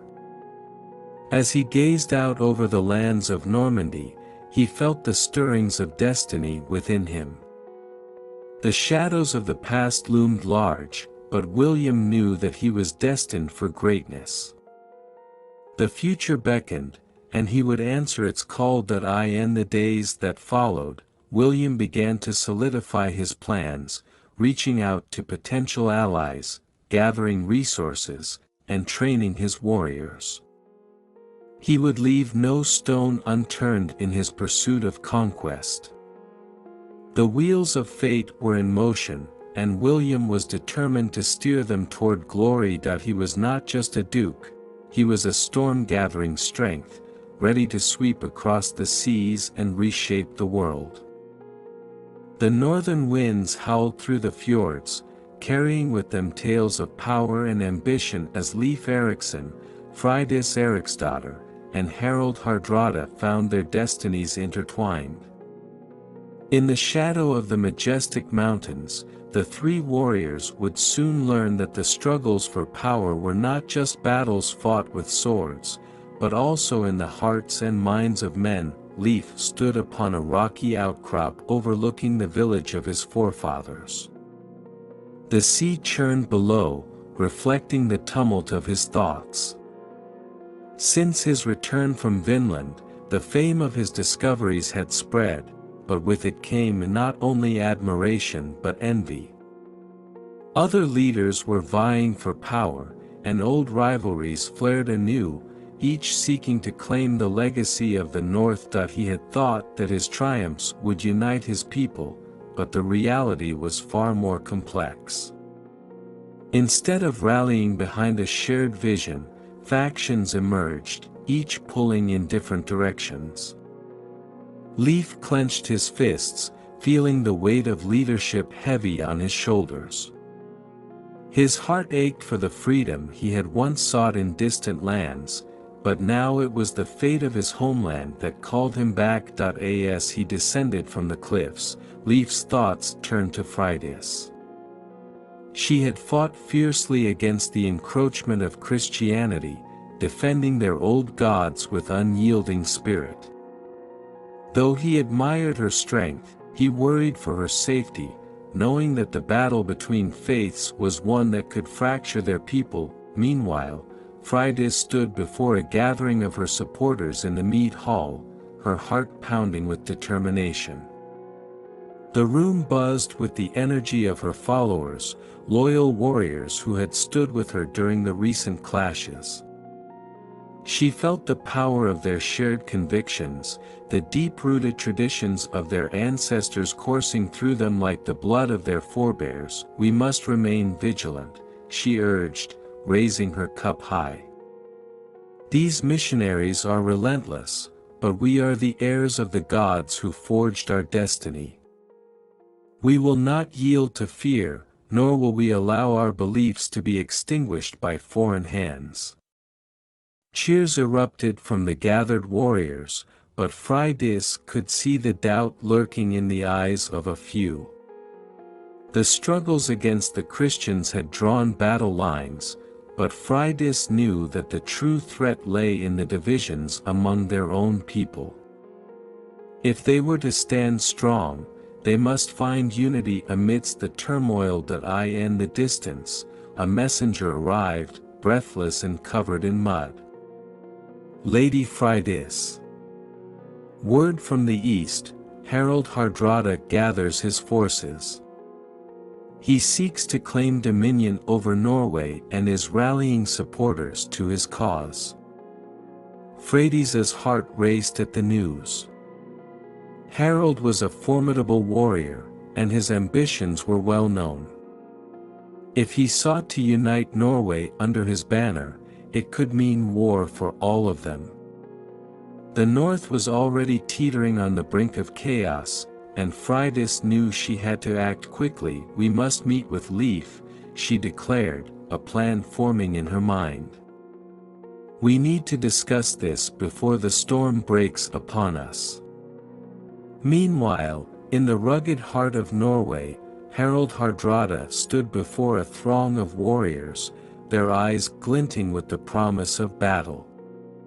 He had fought hard to carve out his place among the warlords of the North, and he intended to seize control of Norway from its fractious rulers, brothers. Harald roared, his voice echoing across the clearing. "Our time has come. The land is divided, weak. We shall unite it under a single banner, my banner. Together, we will be kings of the North, feared and respected by all." The crowd erupted in cheers, but amidst the roars, whispers of concern began to surface. Some warriors looked to the south, where Leif and Freydis had gained followers and renown. They worried that Harald's ambition could provoke a conflict with them, perhaps leading to more division. Are we ready to face them? A warrior called out, his brow furrowed in doubt. Leif Eriksson is known as the discoverer of new lands, but what good are those lands if we cannot secure our own? Harald replied, his expression fierce. Freydis may rally her followers around her faith, but I will rally the might of warriors who desire more than old tales. We will march, and we will take what is ours. The echoes of his declaration resounded with strength, and the warriors cheered again, their spirits ignited. But deep down, Harald felt a nagging uncertainty.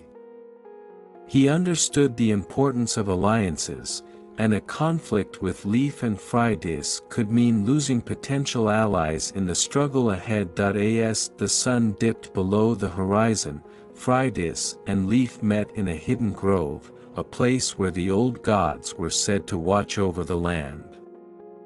They exchanged news, each revealing the growing tensions within their domains. Harald's ambitions threatened to turn the north into a battlefield, Leif warned, his voice heavy with concern. He has the power to unite men through fear, but he may lead us into darkness. Freydis nodded, her heart resolute. We cannot let his hunger for power divide us further. We must stand together against him, but we must also unite our own people. If we can forge a coalition, perhaps we can temper his ambitions. Unity is our strength, Leif agreed. But we need to be careful. There are many who would see us turned against one another. We must convince our followers that a greater threat looms on the horizon. Freydis looked into Leif's eyes, their shared history binding them together. Then let us make our stand. We will call upon our allies and rally our people. The gods are with us, and together we can create a north that honors both our traditions and our future. As the days turned into weeks, Leif and Freydis worked tirelessly to bring their followers together, speaking to village leaders and rallying warriors. They organized gatherings, invoking the spirit of their ancestors to unite against the encroaching threat posed by Harald. But Harald was not idle. He forged alliances with those discontented with the current state of affairs, appealing to their desire for strength and order. As the three leaders prepared for the inevitable clash, each could sense the tide of history turning. The stage was set for an epic confrontation, a battle not just of swords but of wills, ideologies, and the very future of the North. As the winds howled and the mountains loomed, Leif, Freydis, and Harald would each have to navigate the treacherous waters of ambition and loyalty, knowing that the stakes were higher than any of them could have anticipated. The kings of the North were rising, and with them, the fate of their people hung in the balance. In the dim light of a smoky hall, the air was thick with the tension of unfulfilled promises and fragile alliances. The leaders of Norway had gathered, each seeking to forge a peace that would hold against the ambitions of Harald Hardrada. But in the hearts of many, doubt lingered like a shadow, and the whispers of war were never far away. Harald sat at the head of the long table, his expression a mask of impatience. The flickering torchlight danced across the faces of his fellow lords, some weary and worn from the conflicts that had raged, others eager for a resolution that would allow them to consolidate their power. I propose a treaty, one lord began, his voice steady but his eyes betraying a hint of fear. We must unite against the growing threat of the Danes to the south. Together, we can secure our lands and bring peace to our people. Harald leaned back, his fingers steepled under his chin. Peace is an illusion, he countered, his tone cold and calculating. What is a treaty worth if it cannot withstand the test of time? Look at how quickly alliances crumble when ambition beckons. We must be prepared for the inevitable. A murmur of dissent rippled through the hall, and Harald felt the tension tighten. Many still viewed him as a warlord, a man whose hunger for power overshadowed the need for stability. He could sense that the lords were not yet ready to fully embrace his vision of conquest. "We have fought too long to let this opportunity slip away," Harald continued, his voice rising to fill the space. "Norway is only the beginning. Look beyond our shores. The lands of the West are ripe for the taking, and the riches of England beckon us. To strengthen ourselves, we must seize what is rightfully ours." The lords shifted in their seats, their discomfort palpable. One elder, a weathered warrior named Eirik, spoke up, his voice gruff but filled with authority. "You speak of conquest, Harald, but what of our people? They need stability, not more bloodshed. We have a chance to unite, to create a Norway that is strong and prosperous. Not a Norway that fears its own leader." Harald's eyes narrowed as he regarded Eirik. "You speak of stability as if it were a luxury. Strength is what we need, and strength can only come from expansion. Those who hesitate will be left behind. I will not stand by while the opportunity to forge a legacy slips through my fingers." The room fell silent, the weight of his words hanging heavily in the air. Harald knew that his ambitions were not universally shared, but he was determined to reshape their thinking, to mold them into warriors who would follow him to the ends of the earth. Meanwhile, as the echoes of the council meeting faded, Freydis and Leif convened in a secluded glen, away from the politics that weighed heavily on their hearts. The sun dipped low in the sky, casting golden hues across the landscape, but even nature's beauty could not suit their concerns. "Harald's ambitions are growing," Leif said, his voice laced with frustration. "He seeks to unite Norway through conquest, not through the bonds of brotherhood. If he goes unchecked, it could spell disaster for us all."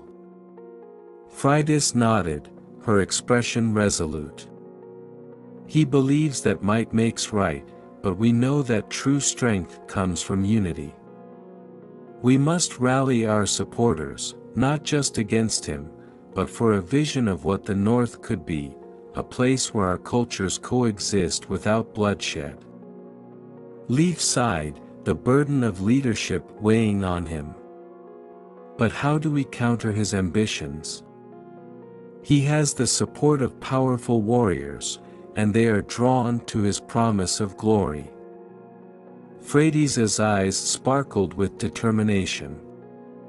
"We must show them a different path, a path of honor, of faith in our gods, and the promise of a future where our people can thrive without the sword's edge hanging over their heads.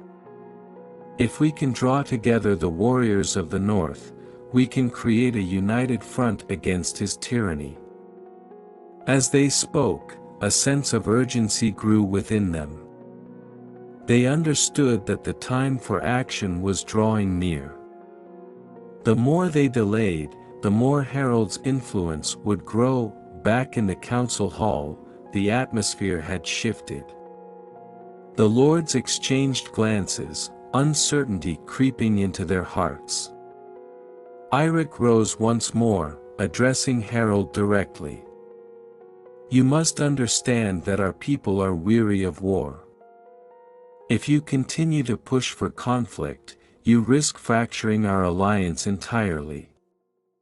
This treaty is our chance to build something stronger than mere ambition." Harald's jaw tightened, a flicker of anger flashing in his eyes. "You think weakness will save us? When the Danes come, when they threaten our borders, what will your treaty do then? You will find yourselves on your knees while I will have already claimed victory." The tension escalated, voices rising in disagreement as the lords began to take sides. Some rallied behind Harald, drawn to his fierce spirit and promises of glory, while others leaned toward Eirik's vision of unity through peace. The hall erupted into chaos as shouts and arguments filled the air. In that moment, the fragile peace began to crumble, the very foundation of their alliance shaking under the weight of ambition and fear. In the ensuing turmoil, Harald felt the tide turning against him. If he could not solidify his position in Norway, how could he hope to reach for greater conquests? His frustration mounted as he realized that the path ahead was littered with obstacles, both within and outside of his grasp. As the sun set, casting long shadows over the land, Freydis and Leif gathered their allies, their resolve firm. They would not let Harald's ambition lead them to ruin. They would forge a new path, one built on strength and unity, to challenge the warlord's ambitions head-on. "We must prepare for what is to come," Freydis urged, her voice ringing clear in the night. "Harald's vision may be enticing to some, but we will show our people that true power lies not in the sword, but in the bonds we create together." The fire crackled around them, and as they planned their next steps, a sense of determination filled the air. They were ready to stand against the encroaching storm, to fight not just for their own futures, but for the future of all who called the North home. As the winds howled outside, the two warriors knew that the battle for their hearts, their land, and their legacy was far from over. They would need to be relentless, for the dawn of a new age was rising, one that would test their resolve and redefine what it meant to be leaders of the North. The shores of Vinland glimmered under the sun, a landscape both beautiful and treacherous. Freydis Eriksdotter stood at the edge of the forest, her heart pounding as she gazed out at the sea. Here, in this new world, she had hoped to find peace and freedom for her people, but the encroaching shadow of Christianity loomed ever larger. Now, the invaders came not just for land, but for the very soul of her people. As she tightened the grip on her axe, the familiar weight felt comforting against the uncertainty swirling in her mind. She had fought against those who sought to impose their beliefs, but never had she faced such a direct threat in the land she had hoped to claim for her own. The clash of cultures felt like a storm gathering on the horizon, and Freydis was determined to stand firm against it. The sound of waves crashing against the rocks echoed in her ears, a stark reminder that the sea had once been a path to freedom, but now it threatened to bring war. From the north, ships had appeared, their sails emblazoned with the cross. They bore Christian missionaries and their warrior protectors, seeking to convert and conquer. "We must defend what we have built here," she said to her gathered warriors, their expressions fierce and resolute. "This land is our home, and we will not allow them to take it from us without a fight." Her words ignited a fire in the hearts of her men and women, warriors who had journeyed with her into this new world. They had left behind their old lives in search of new opportunities, but now they faced a threat that could erase all they had created. "Freydis," a voice called from the crowd. It was Bjorn, a loyal follower who had fought alongside her in countless battles. "What are our plans?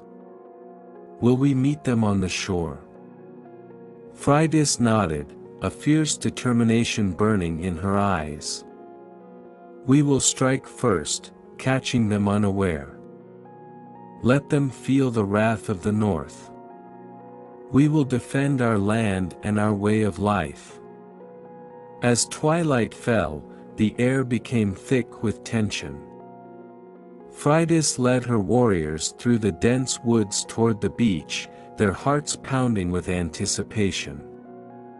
The sound of laughter and conversation reached their ears as the invaders set up camp, oblivious to the storm that was about to hit them. With a signal, Freydis and her warriors burst from the tree line, shouting battle cries that rang through the air like thunder. The invaders turned, shock and fear flooding their faces as they realized the danger closing in around them. For the gods of our ancestors, Freydis shouted, raising her axe high. The warriors surged forward, their weapons gleaming in the dying light. The clash of steel rang out as they engaged the invaders. Freydis fought with the ferocity of a lioness, her axe cleaving through the air with purpose. She could see the fear in the eyes of the Christian warriors as they struggled to rally against her fierce onslaught, but amidst the chaos, Freydis felt a surge of doubt. These were not merely invaders, they were men and women driven by their beliefs, their desire to save souls as fervently as her own desire to protect her people. The clash of hammers and crosses was more than just a battle, it was a collision of faiths, a struggle for the very identity of her home. In the thick of battle, she locked eyes with a figure in the fray, a young missionary, his face determined but trembling. He wielded a sword awkwardly, struggling against a pair of her warriors. Freydis hesitated for a moment, a flicker of recognition sparking in her mind. "Stop," she yelled, raising her hand. "We do not have to kill them all. They are misguided, not evil." Her warriors paused, confusion spreading among them as they exchanged glances. The young man, realizing he had been given a moment's reprieve, looked at Freydis with a mixture of fear and hope. "Why do you fight?" he shouted over the din of battle. "We come in peace. We only wish to share the light of Christ." Freydis felt the weight of his words. She understood the power of belief, the desire to find truth. "Your light seeks to extinguish our fire," she replied, her voice steady. "We do not need saving. We seek to honor our ancestors and protect our way of life." Just then, a fierce blow sent one of her warriors sprawling to the ground. Anger surged through her, and she turned back to the fray, her axe swinging with renewed vigor. But the battle raged on, and Freydis found herself caught in a whirlwind of confusion, torn between her desire to protect her people and the realization that the young missionary had spoken truth in his own way. Hours later, as the sun dipped below the horizon, casting an eerie light over the battlefield, the clash began to subside. Freydis looked around, assessing the aftermath. The invaders had suffered heavy losses, but they were not entirely defeated. Some had fled, while others lay wounded, too terrified to continue fighting. "Let them go," she commanded her warriors, the weight of her earlier decision pressing down on her. "We cannot slaughter the defeated. We must show mercy, even if they seek to conquer us." Her warriors exchanged looks, uncertain but ultimately willing to trust their leader. They stepped back, allowing the surviving invaders to flee into the shadows, carrying with them the tales of their defeat. As the remaining warriors began to retreat, Freydis approached the young missionary once more, who now stood trembling, his sword lowered. "You could have fought like the others," she said, her voice softer now. "But you hesitated." "I believe in peace," he replied, his voice shaky. "I thought I could find common ground. I wanted to help." Freydis nodded, understanding the weight of those words. "You came to bring a message, but your arrival was a battle cry for war. Know this, we are not your enemies. We simply wish to live our lives as we see fit." The missionary bowed his head, a mix of sorrow and gratitude in his eyes. "Then I will carry your message back to my people. Not all of us seek to conquer, but to understand." As he turned to leave, Freydis felt a flicker of hope amidst the chaos. Perhaps there could be a way to coexist, a bridge between their worlds, even as the hammer of war threatened to shatter their peace. As the sun dipped below the horizon, casting the world in twilight, Freydis knew that the battles were far from over. The cross and the hammer would continue to clash, and the tides of fate were unpredictable. But she resolved to be a guardian of her people, to fight not just with her axe, but with the strength of her convictions. In this new land, where the sacred met the profane, Freydis would find a way to forge a future for her people that honored both their heritage and the complexity of the world that had unfolded before them. The path would not be easy, but she was determined to face it head-on. The sun rose over Normandy, casting its golden rays across the fields where soldiers trained tirelessly, their shouts mingling with the sound of clashing swords. Duke William stood atop a small rise, surveying his domain with a fierce glint in his eye. The time for conquest was approaching, and the path to England lay before him, fraught with both peril and opportunity. William's thoughts turned to the sprawling kingdom across the Channel. England was ripe for the taking, its throne contested and its nobility fractured. But he knew that to claim the crown, he would need more than just an army. He would need allies, powerful and influential men who could bolster his claim and secure his position once the invasion began. As he descended the rise, he summoned his trusted advisor, Odo, the Bishop of Bayeux, whose keen political mind had proven invaluable in their shared ambitions. "We must seek alliances beyond our borders," William said, his voice firm. "I cannot conquer England alone. I need the support of those who will benefit from my rule." Odo nodded, his brow furrowed in thought. "There are many who would be swayed by the promise of power, but you must be careful. The tides of loyalty can shift quickly, and many have their own ambitions." "Then we must be shrewd in our approach," William replied, determination etching his features.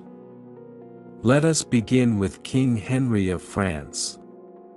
His support could lend credibility to my claim, and an alliance could secure our borders." Days later, William and Odo journeyed to the court of King Henry, a lavish place filled with nobles and dignitaries, each vying for favor.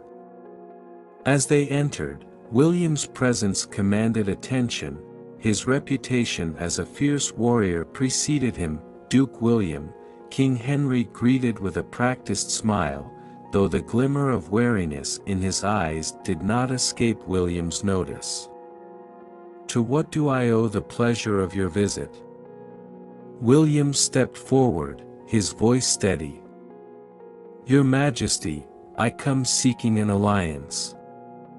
The throne of England is in turmoil, and I believe that together we could seize this opportunity to establish a stronghold for our interests. My victory would also serve to stabilize the region, which is beneficial for both our kingdoms." Henry's smile faded slightly, his gaze narrowing. "And what do you propose in return for my support?" "I am no fool, William. I know that power begets ambition." "I offer you a pact," William replied, unwavering. "Should I succeed, I will ensure that your interests in England are protected. In exchange, I ask for your backing and, should the need arise, military support." Henry stroked his chin, contemplating the proposal. "And what if your conquest fails?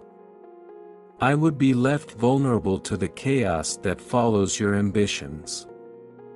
William's eyes burned with conviction. "I will not fail. My resolve is as strong as my blade. But I understand your concerns. I will not act without your blessing, and should you agree, we can discuss the terms that would safeguard your kingdom." After a tense negotiation, Henry agreed to provide support, albeit with strict conditions.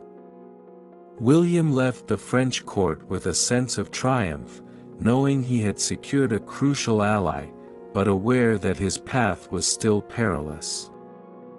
Next, he would need to turn his attention to the powerful families of England itself. Back in Normandy, William gathered his trusted lords, outlining his strategy. "We have secured the support of King Henry, but we must also cultivate alliances within England," he said, pacing before them. "I want to meet with those who oppose King Harold Godwin's son.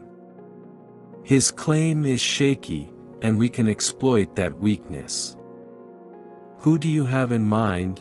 one lord asked, curiosity piqued. "Edgar the Atheling," William replied. "He is a direct descendant of the old kings and holds significant claim. If we can sway him to our side, it would lend legitimacy to my own claim and rally more support against Harold." The lords murmured among themselves, considering the implications of William's words. "And how do we convince him?" another asked. "Harold is no small threat. We will offer him a place at my side," William answered. "He can be my right hand once I ascend the throne. Together, we can restore the rightful lineage to power." With his plan set in motion, William dispatched envoys to Edgar, inviting him to Normandy under the pretense of forging a partnership. Days passed, filled with preparations for the invasion, the weight of expectation hanging over them like a storm cloud. At last, Edgar arrived, a young man burdened by the legacy of his ancestors. He entered William's hall, his expression cautious yet curious. "Duke William," he greeted, uncertainty in his tone. "I've heard much of your ambition. Why should I trust you?" William stepped forward, his demeanor earnest. "Because I offer you a chance to reclaim what is yours, Edgar. King Harold sits upon the throne not by right, but by force. With your bloodline and my strength, we can restore the kingdom to its rightful heirs." Edgar's brow furrowed, weighing the proposal. "And what of my people? Harold commands loyalty. Would they follow me?" "They will follow strength and vision," William replied passionately.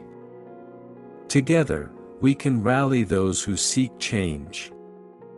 I will ensure that your voice is heard, that your claim is recognized, and that we restore England to its former glory." As Edgar contemplated the offer, William could see the flicker of hope in his eyes. He had planted the seed of ambition, and it would be up to Edgar to nurture it. With alliances forming, William prepared his forces, the sounds of clashing steel echoing across the fields of Normandy.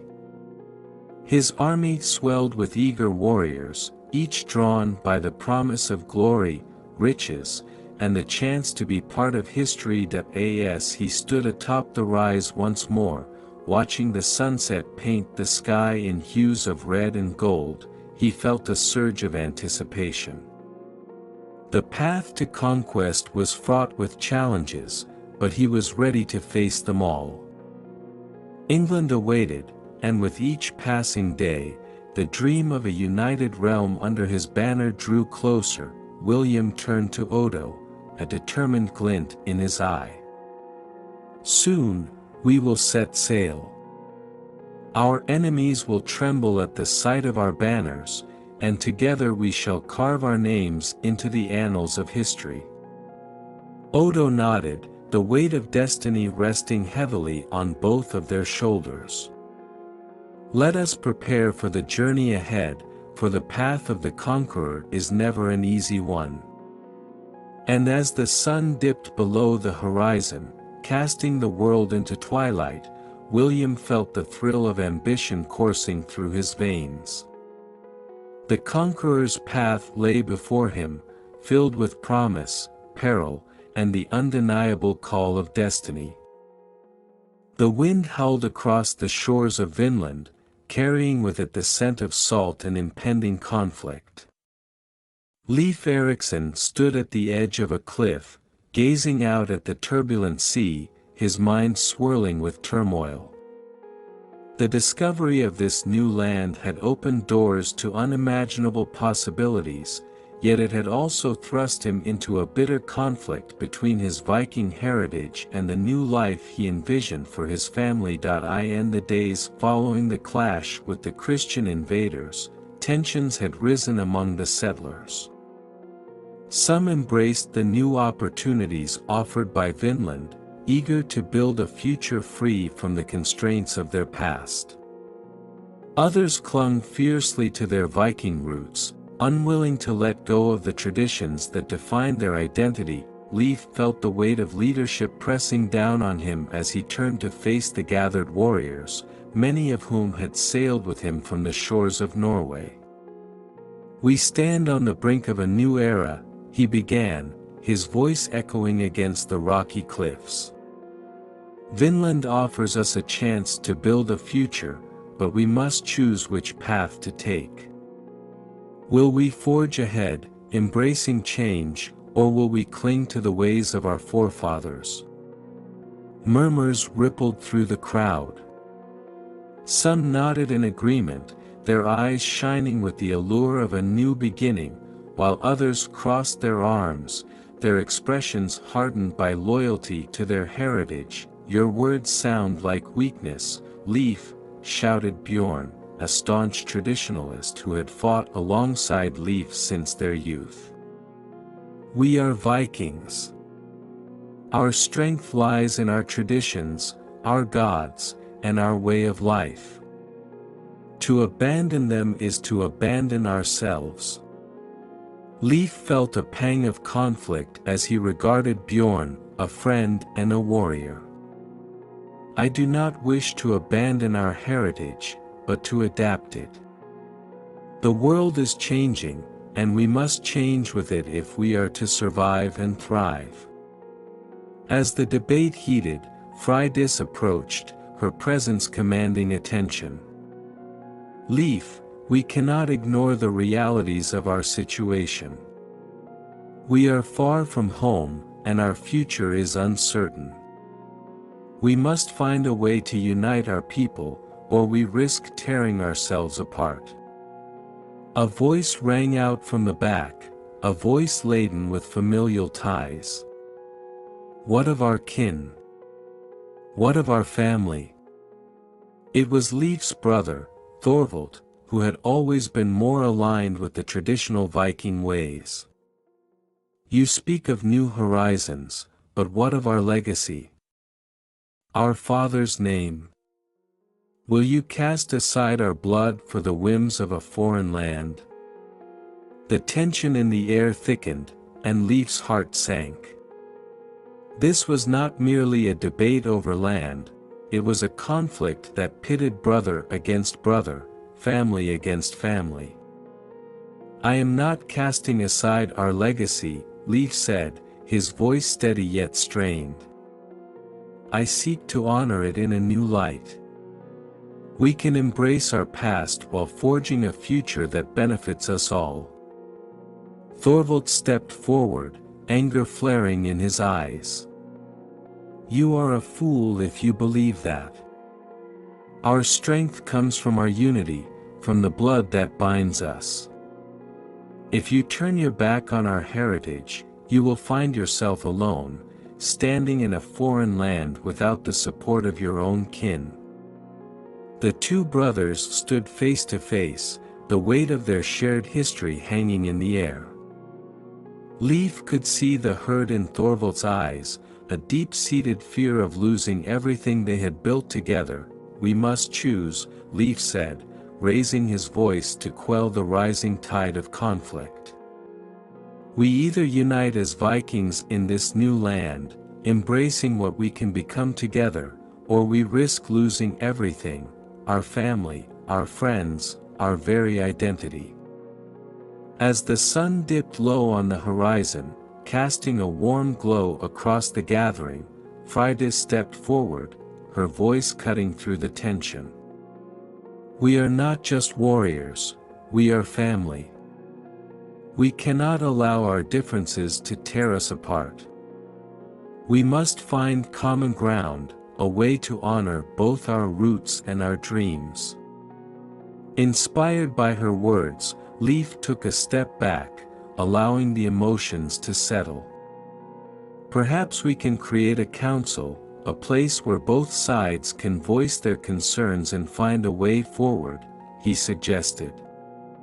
Together, we can ensure that our past informs our future, rather than defines it. A flicker of hope sparked in the crowd as murmurs of agreement began to ripple through. A council would give us a voice, Bjorn conceded reluctantly, though his brow remained furrowed. But it cannot come at the expense of our traditions. Thorvald crossed his arms, still unsure. And who will lead this council? You. A man caught between worlds. I will, Leif declared, resolve hardening in his chest. I will lead with both the past and future in mind, but I need your support. If we are to build a future in Vinland, we must be united, not just as warriors, but as brothers and sisters. With a new sense of purpose, the crowd began to disperse, discussing the potential of a council as they walked away from the cliffs. Yet, as Leif stood there, he felt the weight of the choices ahead. That night, as the stars twinkled above, Leif found himself wandering the shores alone, the soft lapping of the waves echoing his inner turmoil. The choices he faced loomed like shadows, each one a potential path leading to vastly different futures that he thought of his father, Eric the Red, and the legacy he had built in Greenland. What would you have me do? He whispered to the night. Am I to be a bridge between the old and the new, or am I destined to choose one path and forsake the other? Suddenly, he felt a presence beside him. Freydis had joined him, her expression thoughtful. You are not alone in this, Leif. Your choice will shape our future, but remember that it is a choice we all share. We will stand with you, whatever path you choose. Leif turned to her, grateful for her unwavering support. Thank you, Freydis. Your strength gives me hope. I will do my best to honor both my blood and my dreams. As the night deepened, the waves continued to crash against the shore, a reminder that the tides of change were inevitable. Leif Eriksson stood on the precipice of a new dawn, ready to embrace the challenge ahead. He would fight for unity, for family, and for a future that would bridge the past with the unknown horizons waiting beyond the horizon. The chill of winter hung heavy over Scandinavia, its icy breath casting a white veil over the landscape. Harald Hardrada stood atop a frozen hill, his eyes scanning the horizon where snow-laden forests met the pale sky. The time had come to claim his birthright, to seize the throne that had eluded him for far too long. With ambition burning in his chest, he was prepared to wage war against all who opposed him. The kingdoms of Norway were fractured, their rulers engaged in bitter rivalries that left them vulnerable. Harald knew this was his moment to act. He gathered his loyal warriors in a great hall built from timber and stone, the fire crackling fiercely as they huddled together, eyes gleaming with anticipation. "Brothers and sisters," Harald began, his voice booming over the murmurs of the crowd. "We stand at the precipice of a new era. Our enemies grow weaker by the day, and the throne of Norway is ripe for the taking. We will not allow cowardice or complacency to hold us back any longer. The frozen throne will be ours." A roar of approval erupted from his warriors, the sound echoing against the walls of the hall. But amidst the cheers, Harald could see the concern in the eyes of some of his advisors. They knew that the path to power was fraught with danger. "What of the others, my lord?" one advisor cautioned, his brow furrowed. "King Magnus of Norway is a formidable opponent, and he has allies who will fight fiercely to protect their claim. We cannot underestimate them." Harald's expression hardened. "Then we will outmaneuver them. We will forge alliances where we must and strike hard where they least expect it. This is not merely a battle for the throne, it is a fight for the very soul of our people." In the days that followed, Harald set forth on his campaign, riding through the snow-draped valleys and forests of Norway, gathering support from local chieftains and warriors eager for glory.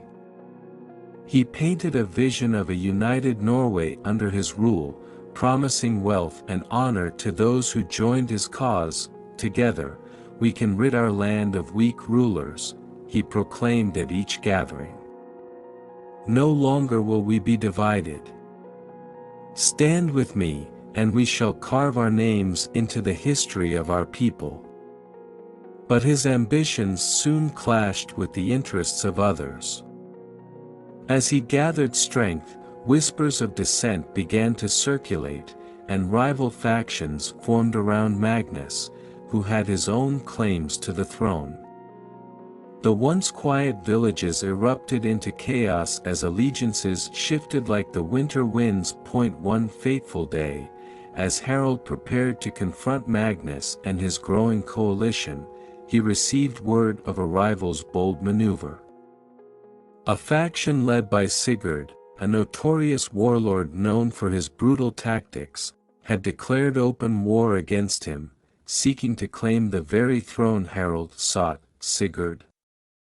Harald growled, anger simmering beneath his calm exterior. "He would dare to challenge me. I will show him the price of treachery."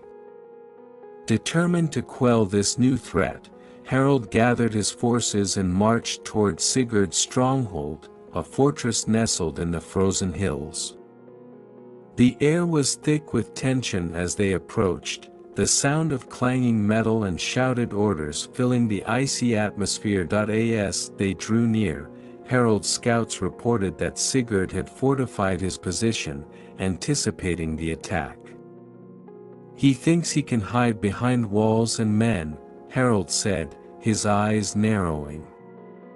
"We will lay siege to his fortress and force him out into the open." The battle for Sigurd's fortress began under a blanket of snow, the clash of swords ringing through the frigid air. Harald led the charge, his warriors surging forward like a tidal wave. The fortress loomed ahead, its stone walls a testament to Sigurd's power. As the siege raged on, Harald's forces pushed forward relentlessly, but Sigurd's men fought fiercely to defend their stronghold.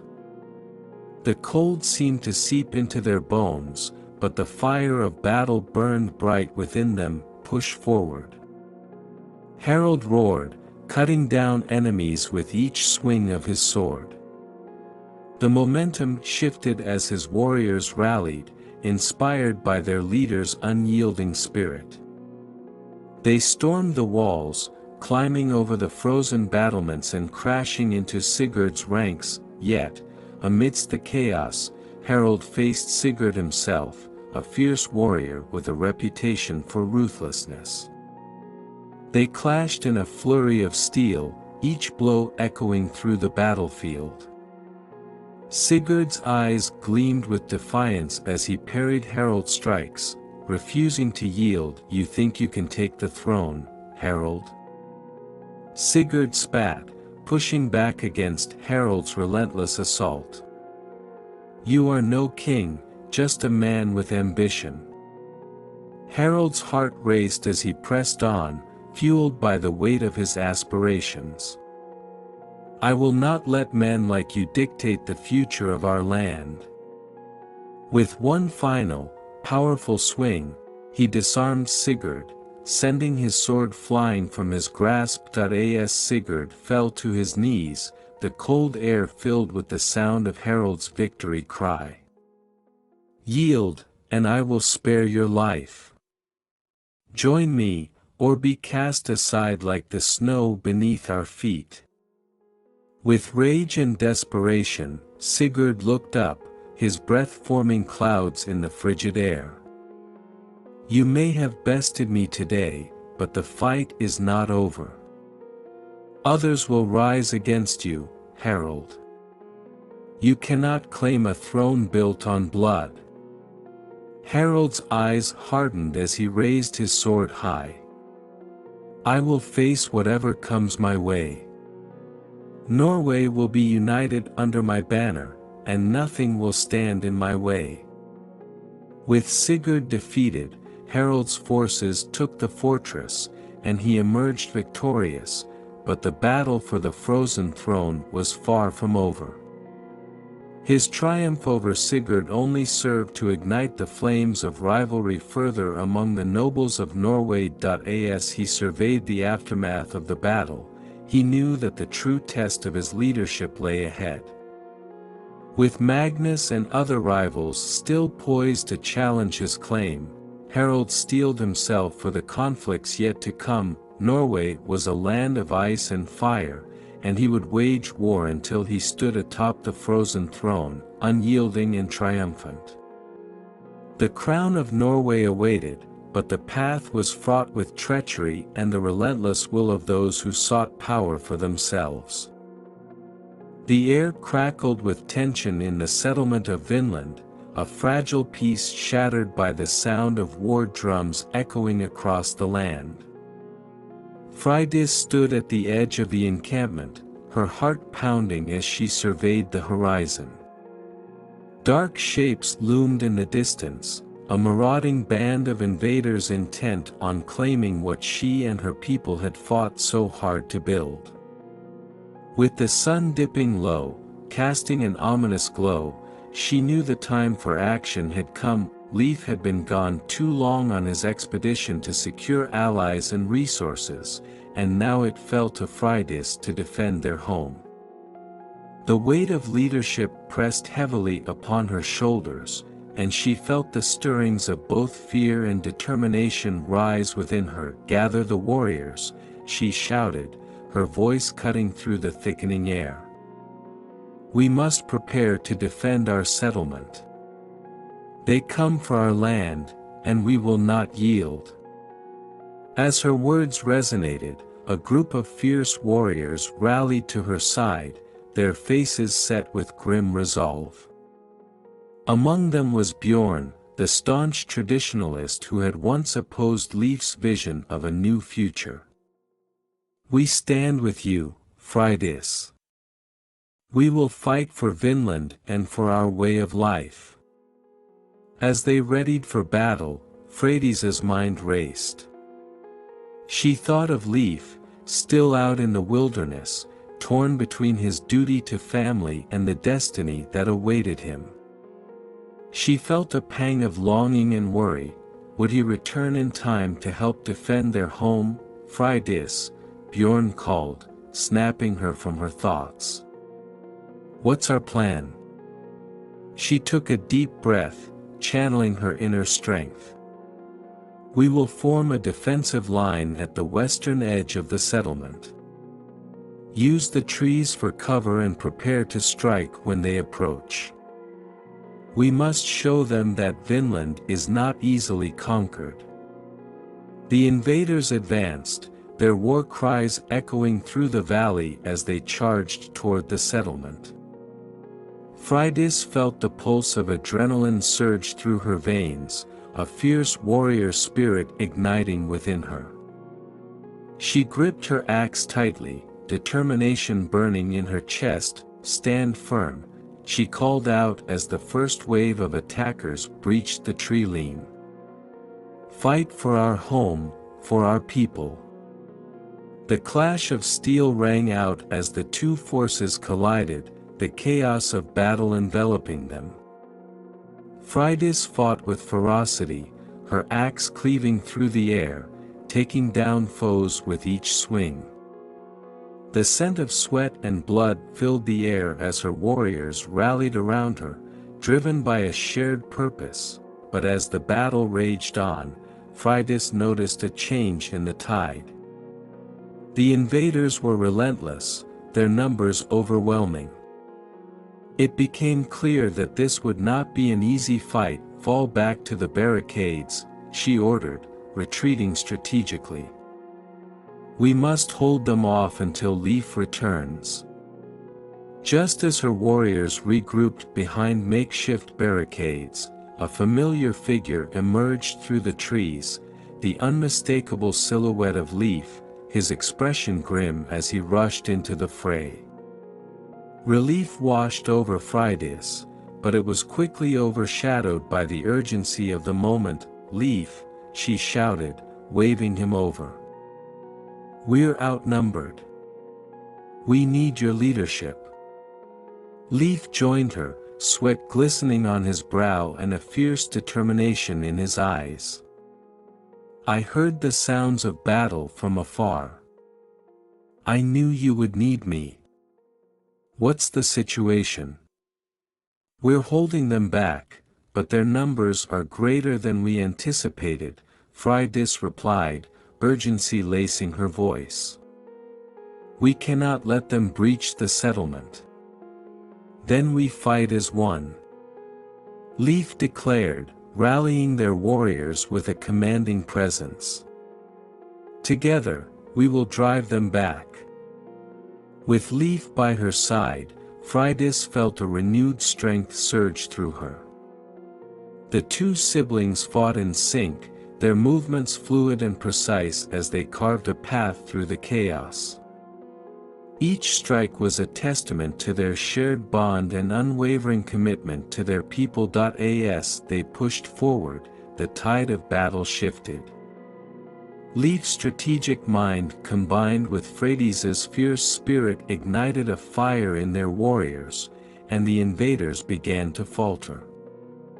They pressed the attack, forcing the enemy back, but Freydis sensed the urgency was still palpable. "Leif, we must strike at their leader," she called, her eyes scanning the chaos for the commanding figure among the invaders. "Cut off their head, and the body will fall."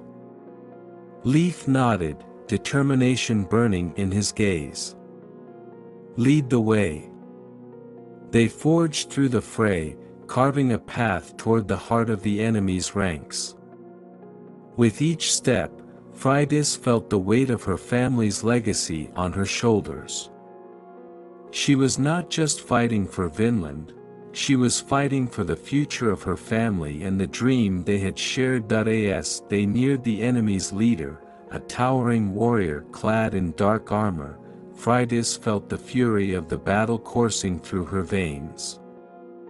The two collided with a force that shook the ground beneath them, the clash of their weapons echoing like thunder. "Your fight ends here," the enemy leader roared, swinging his sword with lethal intent. Freydis dodged, countering with a fierce strike of her own, but as she fought, she sensed Leif behind her, engaging in a fierce battle of his own. She knew that their unity was their greatest strength, and they could not afford to falter now. With a final, powerful blow, Freydis disarmed the enemy leader, sending his weapon skittering across the frozen ground. "Yield," she commanded, her voice fierce. "Leave this land, and we will spare your lives." The enemy leader glared at her, defiance burning in his eyes, but the tide had turned. His warriors began to waver, fear creeping into their hearts as they saw their leader fall. "Retreat," he bellowed, turning to flee. "We will live to fight another day."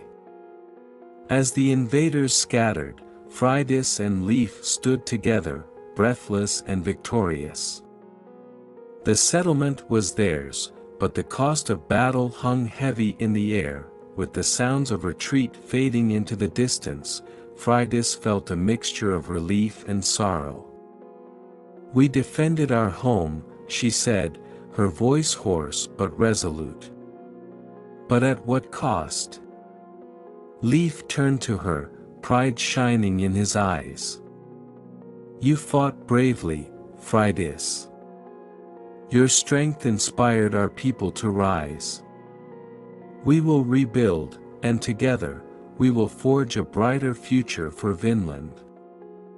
As they surveyed the remnants of the battle, Freydis knew that their fight was far from over. The challenges ahead would be formidable, but she was ready to face them, shoulder to shoulder with her brother. Together, they would protect their home and honor the legacy of their ancestors. And as the sun set over the horizon, casting the world in hues of gold and crimson, Freydis felt the fury of Vinland pulsing through her, a fierce promise of resilience and hope in the face of adversity. The air in the great hall of William's castle buzzed with anticipation, a palpable energy crackling like the flames of the hearth that flickered at its center. The time had come to solidify his alliances, to lay the groundwork for the campaign that would change the course of history. William, Duke of Normandy, stood before a gathering of powerful lords and influential figures, his resolve steeled as he prepared to finalize the Normandy Pact. As the sun streamed through the large stained-glass windows, casting colorful patterns on the stone floor, William surveyed the assembled nobles.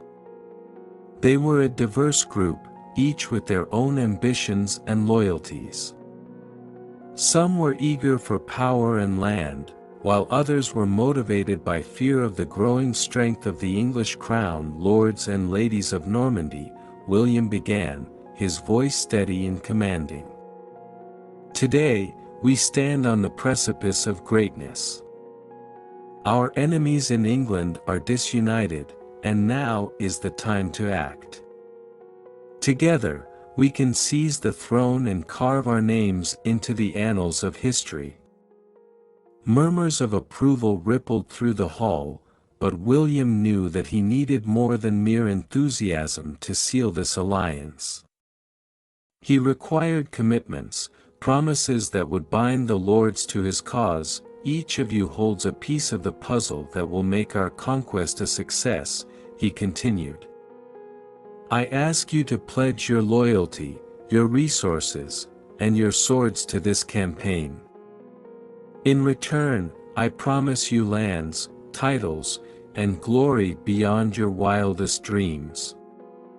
William's closest advisor, the cunning and shrewd Odo, Bishop of Bayeux, stepped forward, his voice smooth like silk. "Duke William speaks wisely.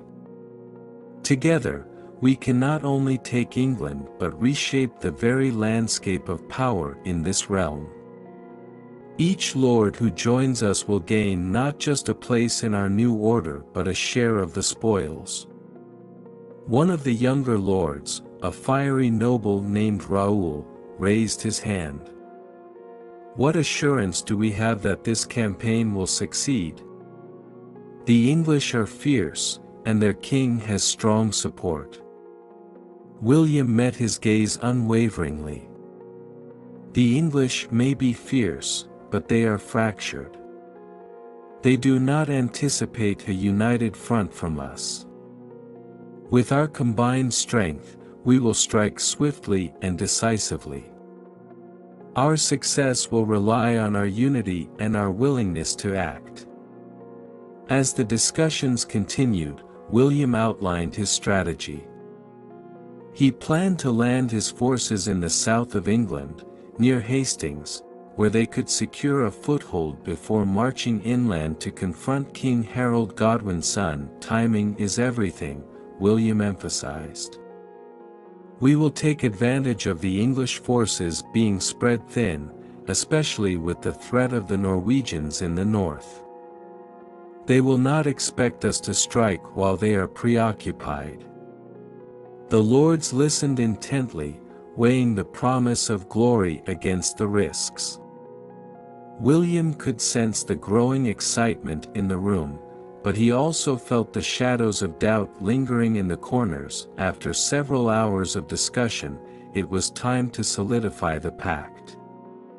William stood before the assembly, a parchment scroll unfurled in his hands. "I ask each of you to sign this document, binding your houses to mine in this quest for the English crown. Our fates are intertwined, and only together can we achieve victory." One by one, the lords approached, signing the scroll with ornate seals that represented their houses. William watched each signature with satisfaction, knowing that with every stroke of ink, his power was growing. Just as the last lord signed, a sudden commotion arose at the hall's entrance.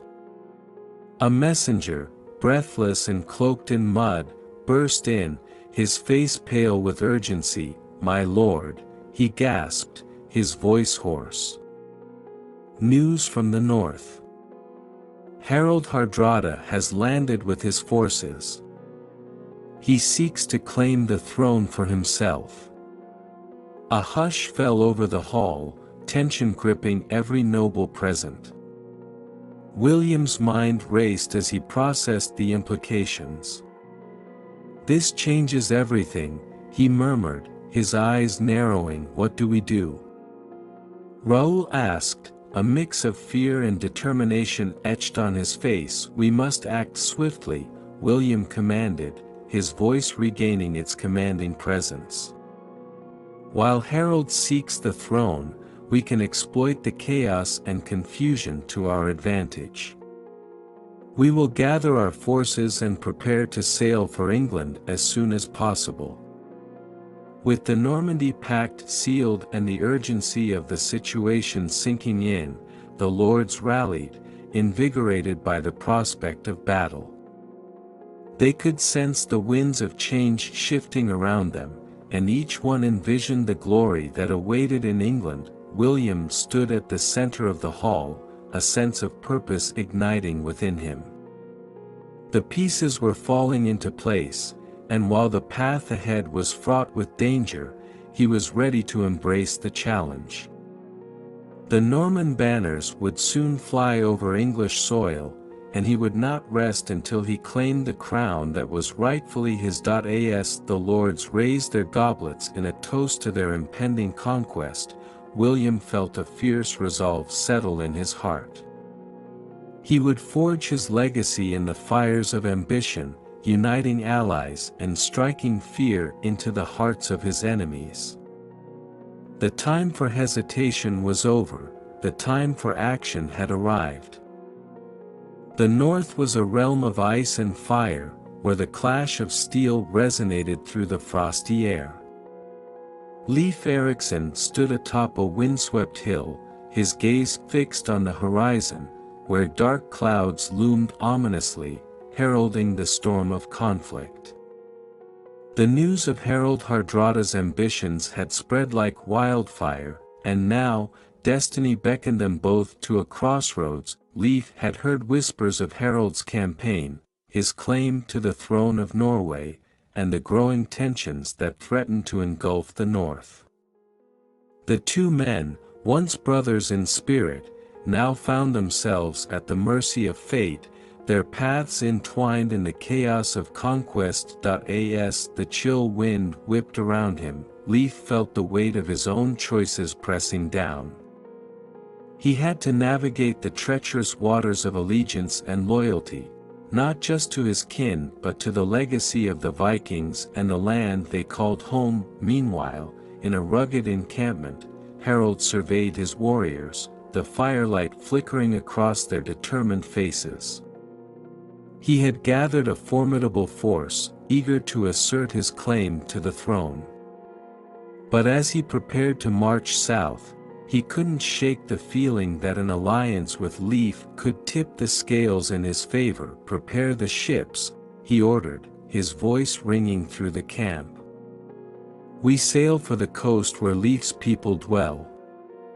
We need every blade we can muster for what lies ahead." Harald's trusted advisor, a wise and weathered warrior named Eirik, stepped forward.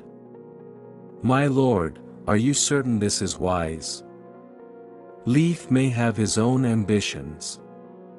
He is not a man to be underestimated." Harald's eyes gleamed with resolve. "Leif is a Viking first, and he understands the stakes.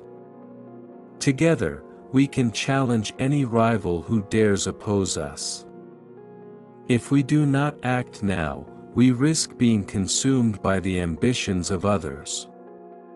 As the two factions converged, Leif and Harald's paths finally crossed at a coastal village, nestled between the rugged cliffs and the turbulent sea. The atmosphere crackled with anticipation, the air thick with the scent of salt and impending battle. "Leif!" Harald called out, raising a hand in greeting as they approached one another, flanked by their warriors. The tension was palpable, yet beneath it lay the bond forged by their shared blood and dreams. "Harald," Leif replied, his voice steady but cautious. "You seek the throne of Norway. I come to defend our people. We stand at a precipice, and our choices will shape the future." Harald nodded, his expression serious. "We have common foes, Leif. The English grow bolder by the day, and if we do not join forces, we may find ourselves outmatched." As the sun dipped below the horizon, painting the sky in hues of crimson, the two leaders convened with their trusted advisors. They sat around a crackling fire, the glow illuminating their determined faces. "We must strike hard and fast," Leif proposed, his eyes reflecting the flames. "We can gather our forces and take advantage of the chaos among the English. Together, we can secure our claims and protect our people." "And what of our ambitions?" Harald countered, his brow furrowing. "You have your own path to carve, and I have mine. How do we ensure that our goals remain aligned?" Leif leaned forward, the flicker of determination in his eyes. "We fight as brothers, for our people and our legacy. Once we've secured our positions, we can discuss the future." Harald considered this, then nodded, a reluctant smile breaking through his stoic demeanor. "Then we will fight as brothers in arms." The days that followed were filled with preparation. The warriors of both clans trained side by side, their camaraderie forged in the fires of shared purpose.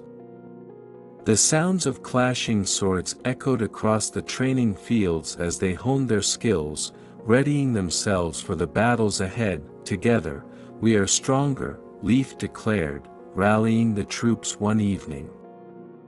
We are the sons and daughters of the North. Our ancestors fought bravely to forge our destiny, and we will do the same. The warriors cheered, their spirits ignited by the promise of conquest. In that moment, Leif and Harald stood united, brothers bound not just by blood but by the shared fire of ambition. As they prepared to set sail, the horizon shimmered with promise. The winds of fate blew favorably, and the ships creaked and groaned as they awaited their crews. Leif felt a sense of exhilaration. They were on the brink of something monumental, but as they took to the sea, Leif couldn't shake a lingering unease.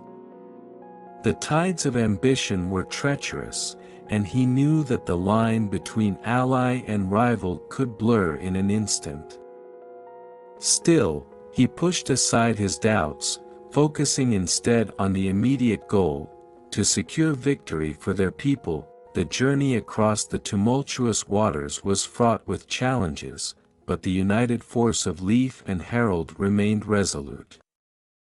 As they neared the shores of England, anticipation crackled in the air, and the warriors could sense the impending clash. On the morning of their arrival, the sun rose over the horizon, casting a golden glow upon the waters.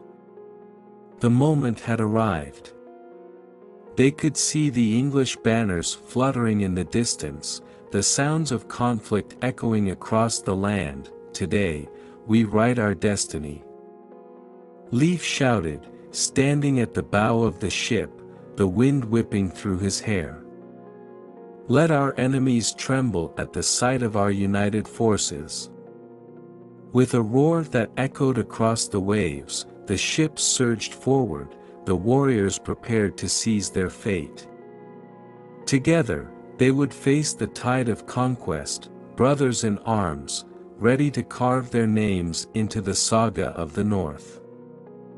The sun broke over the coast of England, casting its first light on the green hills and sprawling fields.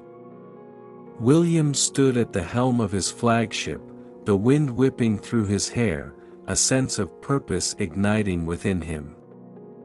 The moment had arrived to claim what he believed was his destiny, the throne of England. As the ships cut through the waters, the tension among his ranks was palpable. Each warrior felt the weight of their ambition and the burden of the risks they were about to take. William had spent years preparing for this moment, and now it was time to turn dreams into reality. Prepare to land. William commanded, his voice strong and steady. The men responded with a roar of determination, a chorus of ambition that echoed through the fleet. The moment the ships touched the pebbled shore, a thunderous cheer erupted from the warriors. They leaped onto the land, their feet pounding against the earth that would soon be the site of their struggle. William led them ashore, his armor gleaming in the sunlight, a symbol of the authority he sought to impose. Form ranks, he shouted, his voice booming over the sound of the waves. The warriors quickly assembled, their hearts racing with the thrill of conquest. Today, we take our first step toward glory, William declared, surveying his men. We will march inland and establish our foothold. The English will soon know the might of Normandy. As they moved forward, the landscape shifted from the coastal beauty to the rugged terrain of the English countryside. The thrill of the campaign surged through the ranks, but William remained vigilant. He knew that the English were not without their own defenses, and as they advanced, he had to anticipate both local resistance and the looming threat of Harold Godwinson's forces. "Keep your wits about you," he warned his commanders as they reached the outskirts of a small village. "We may encounter skirmishes. The locals will not welcome us with open arms." Just as the words left his lips, the unmistakable sounds of galloping hooves echoed in the distance. A group of English riders emerged on the horizon, their banners flapping defiantly in the wind. They charged toward the Normans, intent on defending their homeland. "Archers, ready!" William commanded, positioning his forces as the English riders approached, their faces set with fierce determination. As the two forces clashed, arrows rained down like a deadly storm. William fought at the front, his sword singing through the air as he engaged with the enemy. The thrill of battle ignited his senses, but he remained focused on his goal, to secure a foothold that would enable his campaign to continue. The battle was fierce, and the cries of warriors filled the air. William's forces fought valiantly, pushing back against the English riders. With each clash of steel, he felt the tide of destiny swelling in his favor. Yet, as the skirmish raged on, he knew this was just the beginning. As the dust settled and the last of the English riders retreated, William gathered his commanders. "This was only a taste of what lies ahead," he said, his voice steady. "We must press onward.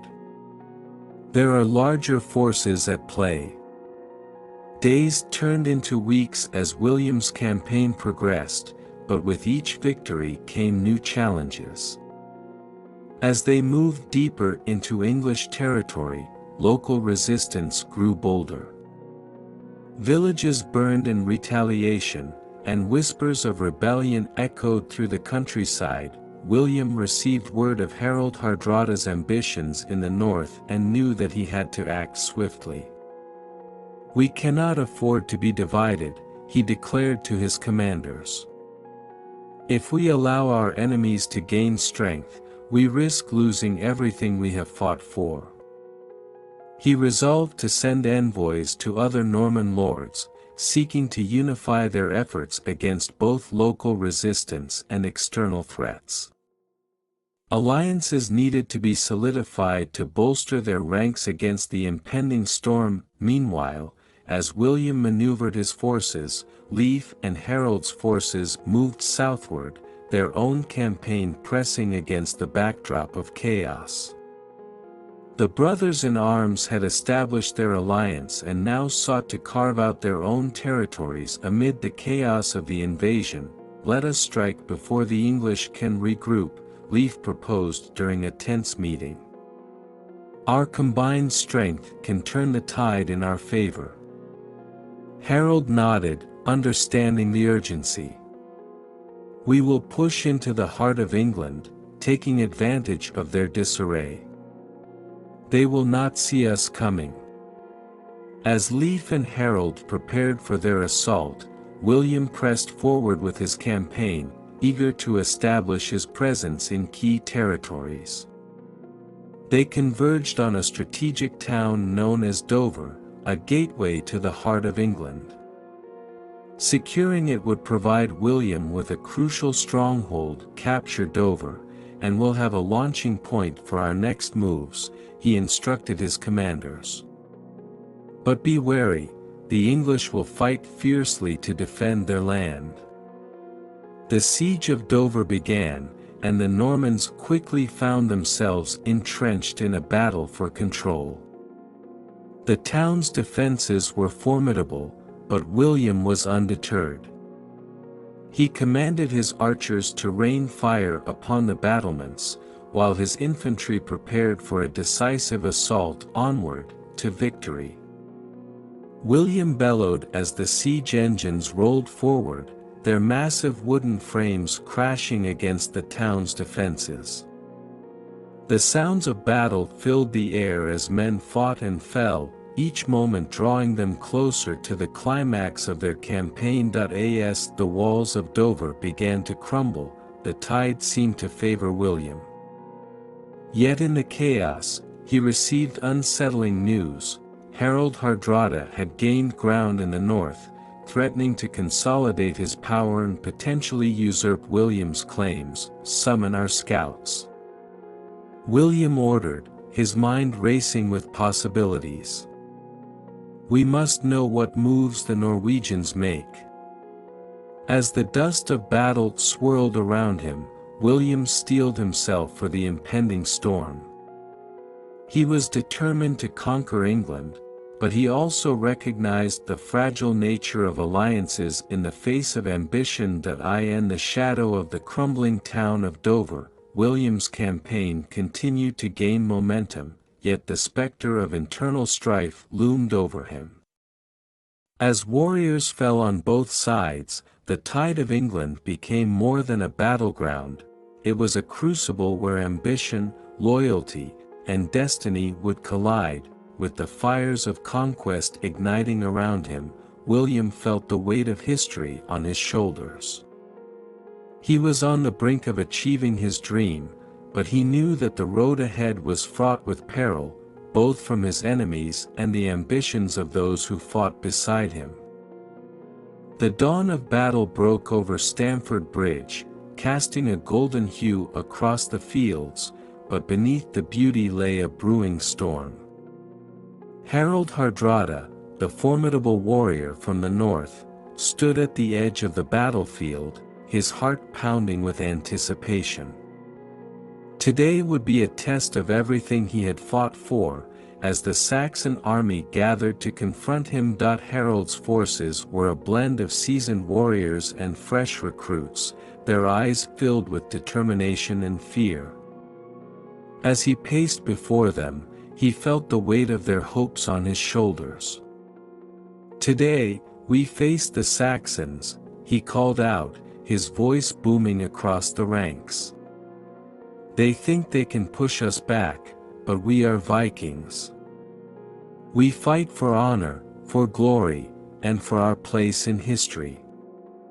The warriors erupted in cheers, their spirits ignited by Harald's words. But deep down, he knew this would not be an easy battle. King Harald Godwinson's army was well prepared, bolstered by the resolve of a united Saxon front. As the sun rose higher in the sky, the Saxons formed their lines, a sea of shields and spears bristling against the light. At their forefront stood Harald Godwinson, his presence commanding as he rallied his men. "Today, we defend our land from invaders," he shouted, his voice carrying over the ranks. "These Norsemen believe they can take our kingdom, but we will show them the strength of the Saxon spirit." Harald watched from a distance, noting the fierce determination in the eyes of his enemies.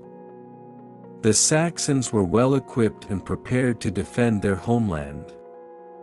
Yet he was confident in the prowess of his own warriors. They had faced many foes and emerged victorious. Today, they would fight not just for conquest but for survival. The two armies clashed with a ferocity that shook the ground beneath them. The sound of steel against steel rang through the air, mingling with the cries of warriors as they fought for their lives. Harald led from the front, his axe slicing through the chaos, each swing a testament to his skill and fury. "Push forward. We cannot allow them to regroup," he shouted, rallying his troops. The initial momentum seemed to favor the Vikings as they pushed into the Saxon lines, breaking through defenses, but the Saxons were relentless. They stood firm, their formation tight, pushing back against the Viking onslaught. "Hold the line," Harald commanded, his sword raised high, inspiring his men to stand strong against the tide of invaders. As the battle raged on, the tide began to shift.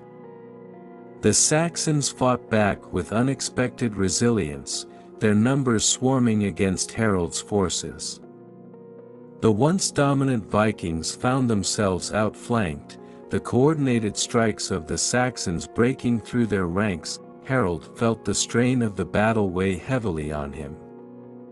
"We need to regroup," he called to his commanders, a sense of urgency creeping into his voice. "Flank them from the sides, we cannot let them contain us." But just as he strategized, a surge of Saxon warriors broke through the chaos, charging directly at him. Harold braced himself, his heart racing. He could see Harold at the front, a formidable figure leading the charge. The two leaders locked eyes across the battlefield, each recognizing the other's strength. The clash of their ambitions reverberated through the air as they closed the distance between them. Harold was a skilled fighter, and Harold knew this would be a duel that could determine the fate of the battle. As they met amidst the chaos, swords clashed violently, the sound echoing like thunder. Each swing of their weapons told the story of their respective kingdoms, a testament to the stakes of their conflict. "I will not let you take my throne," Harold shouted, his voice fierce as he parried Harold's strike. "And I will not let you keep it." Harold roared back, pushing forward with every ounce of strength he possessed. The battle around them surged, warriors clashing and falling as the two leaders fought with unwavering resolve. Harold felt the weight of his men's hopes upon him, their future hinging on this moment. With a fierce cry, he drove his blade toward Harold, but the Saxon king sidestepped, countering with a quick strike of his own. The fight became a brutal dance, each fighter pushing the other to the brink. Suddenly, a horn sounded in the distance, a signal for a shift in the tide. The fresh waves of Saxon reinforcements surged onto the battlefield, pouring in from the surrounding woods. The Vikings, already struggling against the fierce Saxon defense, felt their morale waver. "No. We must hold," Harold shouted to his warriors, who were beginning to falter under the weight of the growing Saxon forces. But as the tide turned, the reality of their situation sank in. The Saxons pushed harder, their ranks bolstered and their resolve unyielding. One by one, Harold's warriors fell, and the battlefield became a chaotic whirl of desperation and despair. In a final, desperate effort, Harold rallied his remaining men. "We will not yield. We are Vikings. Fight for your homes, for your brothers. We will not be remembered as cowards." With renewed vigor, the remaining Vikings surged forward, but it was clear that the battle was slipping from their grasp. The Saxons, emboldened by their numbers and the ferocity of their leader, pressed on, their cries ringing out with each victory. As the sun began to set, casting long shadows across the blood-soaked field, Harold felt the weight of defeat settle upon him. The Battle of Stamford Bridge had tested his every limit, and as the final Saxon push broke through, he realized the cost of ambition. In a last stand, he fought fiercely against the encroaching tide, but ultimately, the Saxon lines overran his position. With a final, powerful swing of his axe, he struck down an enemy warrior, but it was clear the battle was lost. "Retreat," he called, though the order felt bitter on his tongue. "We must save what remains of our forces." As his men pulled back, the Saxons celebrated their hard-fought victory, the air filled with their triumphant cries. Harold turned, knowing the path ahead would be filled with challenges. They had lost this battle, but the war was far from over. Though beaten, he vowed to return, to rally his forces, and to continue the fight for honor and glory. The tide of England had pushed back against his ambitions, but Harald Hardrada was not a man easily defeated. As he retreated with his remaining warriors, he felt a fire igniting within him, a promise to himself and his people that this would not be the end. The air was thick with tension as Freydis Eriksdotter stood at the edge of Vinland, the land she had fought to protect.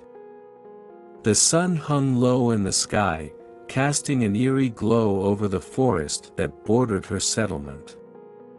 It was here, amidst the trees and shadows, that she would face her greatest challenge yet. Freydis had spent years cultivating a community, a place where her people could thrive away from the encroaching influences of Christianity and external threats. But now, rumors of a hostile force approaching had spread through the settlement like wildfire, igniting fear in the hearts of her people. They had come to rely on her strength, and she was determined not to let them down. "Gather everyone," she shouted, her voice steady as she stepped forward. "We must prepare to defend our home." Her warriors quickly assembled, faces hardened with determination. Freydis felt a swell of pride. These were her people, the ones she had fought alongside through countless trials. But deep down, she knew that this would be different. The whispers of impending doom loomed over them like a storm cloud. As they prepared for the fight, Freydis recalled the teachings of her ancestors. The Norse gods watched over them, and she felt their presence in the air. She had embraced her heritage fiercely, and she knew she would need every ounce of strength to confront what was coming. "Remember, we fight not just for ourselves but for our future," she declared, rallying her warriors. "This land belongs to us, and we will not let anyone take it from us." The sound of drums echoed through the trees, a harbinger of the approaching threat. Freydis and her warriors took their positions along the perimeter of the settlement, eyes fixed on the horizon. As dusk settled in, the atmosphere grew heavy with anticipation. Suddenly, shadows emerged from the tree-line, figures clad in armor and bearing the cross of Christianity. The English had come to reclaim Vinland, and with them came a wave of fervor, a belief that they were on a holy mission. Freydis felt her heart race as she recognized the insignia. They were not just any soldiers, they were the same ones who had threatened her people before, now emboldened by their past successes. "Steady," she commanded, gripping her axe tightly. "They think we are weak, but we will show them the strength of our spirits." As the enemy advanced, Freydis led the charge, her warriors following her into the fray.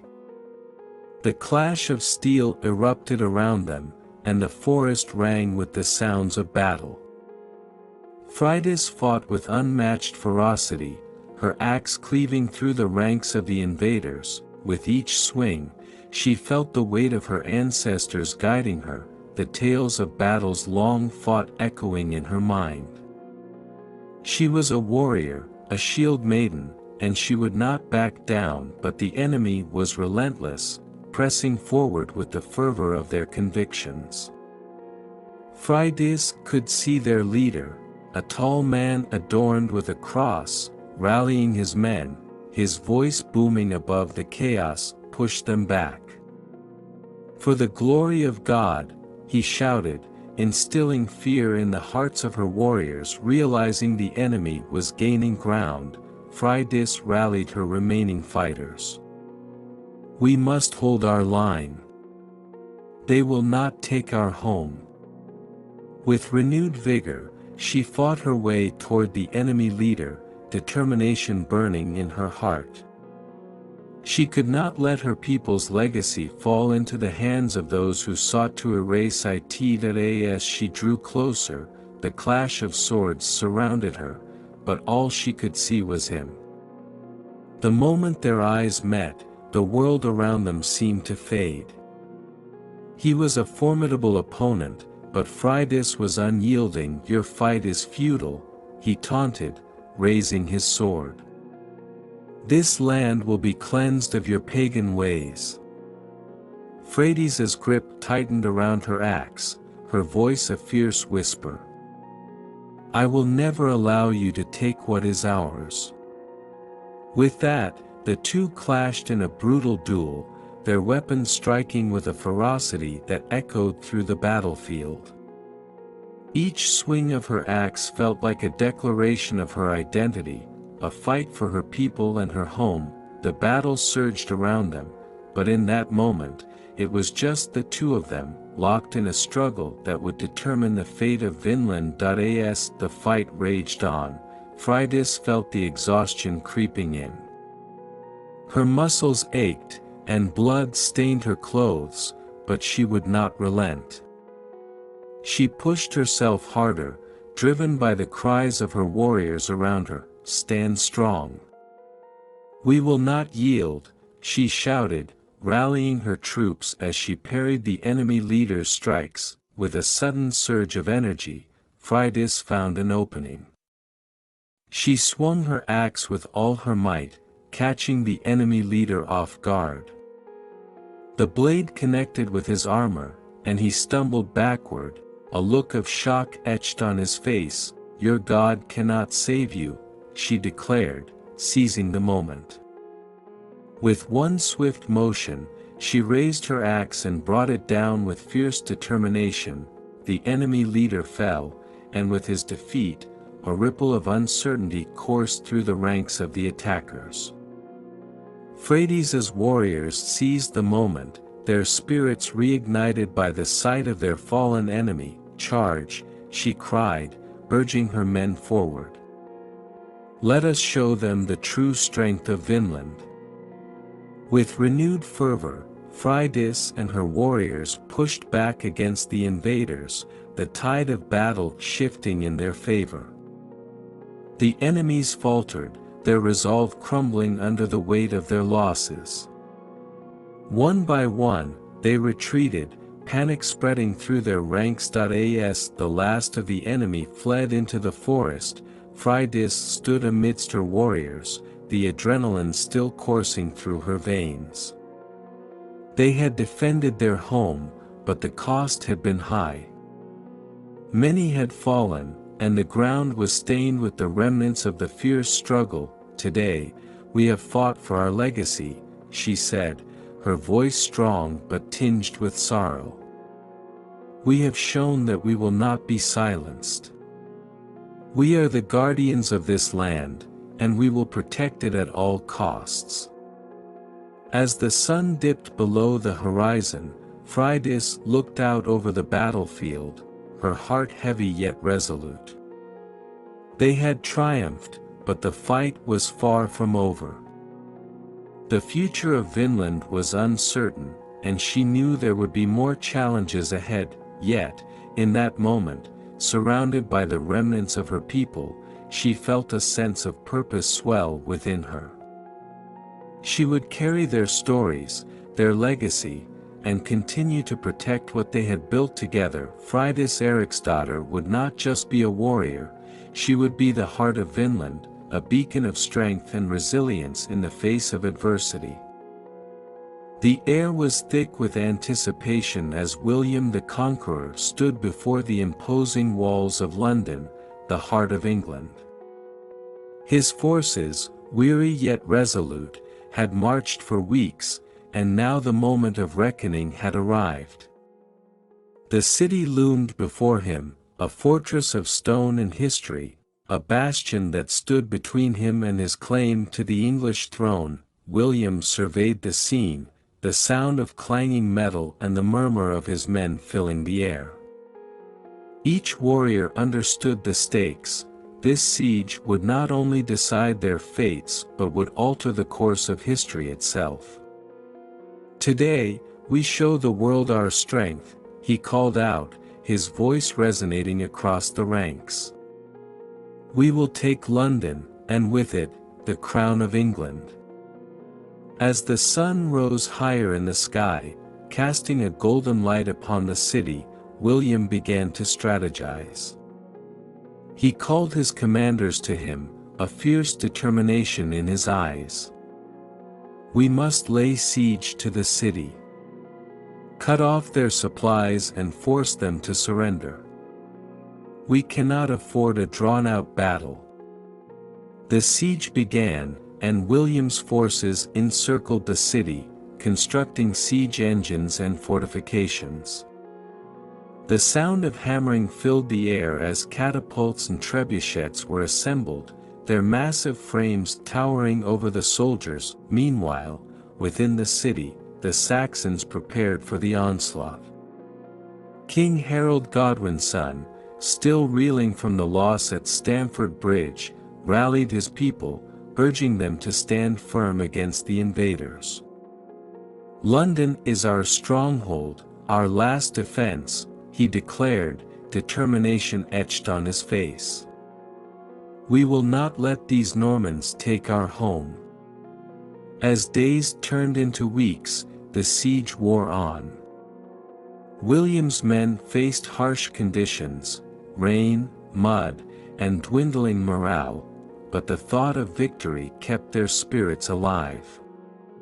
Each night, the sounds of battle echoed through the air as they launched assaults against the city's defenses, but the walls of London held firm, bringing forth the engines. William commanded one fateful morning, his patience wearing thin. "We will breach their defenses once and for all." The siege engines roared to life, launching massive stones toward the walls. The ground shook with the impact, and debris rained down upon the city. William watched intently, his heart racing. He knew the moment of truth was drawing near. Inside the city, Harold watched with equal intensity. "We must hold our ground," he shouted, rallying his men as the siege engines battered their defenses. "London has stood for centuries, and it will not fall to these invaders." But the strain was evident. The citizens of London grew weary, their resources dwindling. Each day of siege brought them closer to desperation, and whispers of surrender began to circulate. "Hold fast. Reinforcements will come," Harold urged, but even he began to question how long they could withstand the relentless onslaught. After days of intense bombardment, a breach finally appeared in the wall. The Normans roared with triumph as they poured through the opening, weapons drawn, ready to claim the city. "Now is our moment," William bellowed, leading his men into the fray. The clash of steel and the cries of battle filled the air as the Normans surged forward, fighting for every inch of ground. Freed from their defensive positions, the Saxons fought back fiercely, desperate to defend their home. The streets of London became a battleground, chaos erupting in every direction. William fought at the front, his sword striking down foes with relentless precision. He could see Harold amidst the chaos, battling alongside his warriors, their eyes locked in a silent struggle for supremacy. "Harold, face me," William shouted, determined to confront his rival in the midst of battle. He pushed through the throng, seeking the Saxon king, their legacies intertwined in this moment of conflict. As the two leaders met, the world around them faded, and they stood amidst the chaos, two forces of nature colliding. The air crackled with tension as they circled each other, swords drawn. "You will not take my crown," Harold shouted, anger fueling his every movement. "And you will not keep it," William replied, his voice steady as he lunged forward, their swords clashing with a resounding impact. The battle intensified around them, but their duel became the centerpiece of the siege. Each strike was a testament to their ambition, their destinies intertwined. William could feel the weight of history pressing down on him as he fought, each swing of his sword a step toward claiming the throne he desired. "Yield, Harold!" William shouted, pushing forward with determination. "Your people deserve better than this." But Harold, fueled by desperation, responded with a fierce counterattack. "I will never yield to a foreign king." As the battle raged on, both leaders fought with the spirit of their people behind them. The cries of warriors echoed in their ears, the clash of steel resounding like a war drum. The outcome of their duel would not only determine their fates but the fate of an entire kingdom. William pushed forward, summoning every ounce of strength as he pressed Harold back. The Saxon king fought valiantly, but the tide of the battle began to turn in William's favor. Just as it seemed victory was within reach, a roar erupted from the Saxon ranks. The citizens of London, fueled by a fierce resolve, surged forward, rallying around Harold as he fought to hold his ground. "Fight for our home!"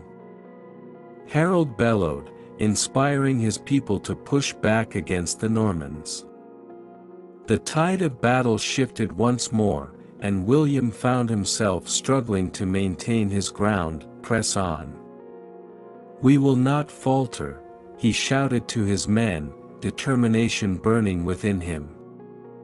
The struggle continued, each side vying for dominance in the chaos of the streets, but as night fell, the weight of exhaustion began to set in. The Normans, bolstered by their leader's fierce spirit, pressed forward one final time. With a mighty roar, they surged into the Saxon lines, overwhelming their defenses. In the midst of the chaos, William seized the moment.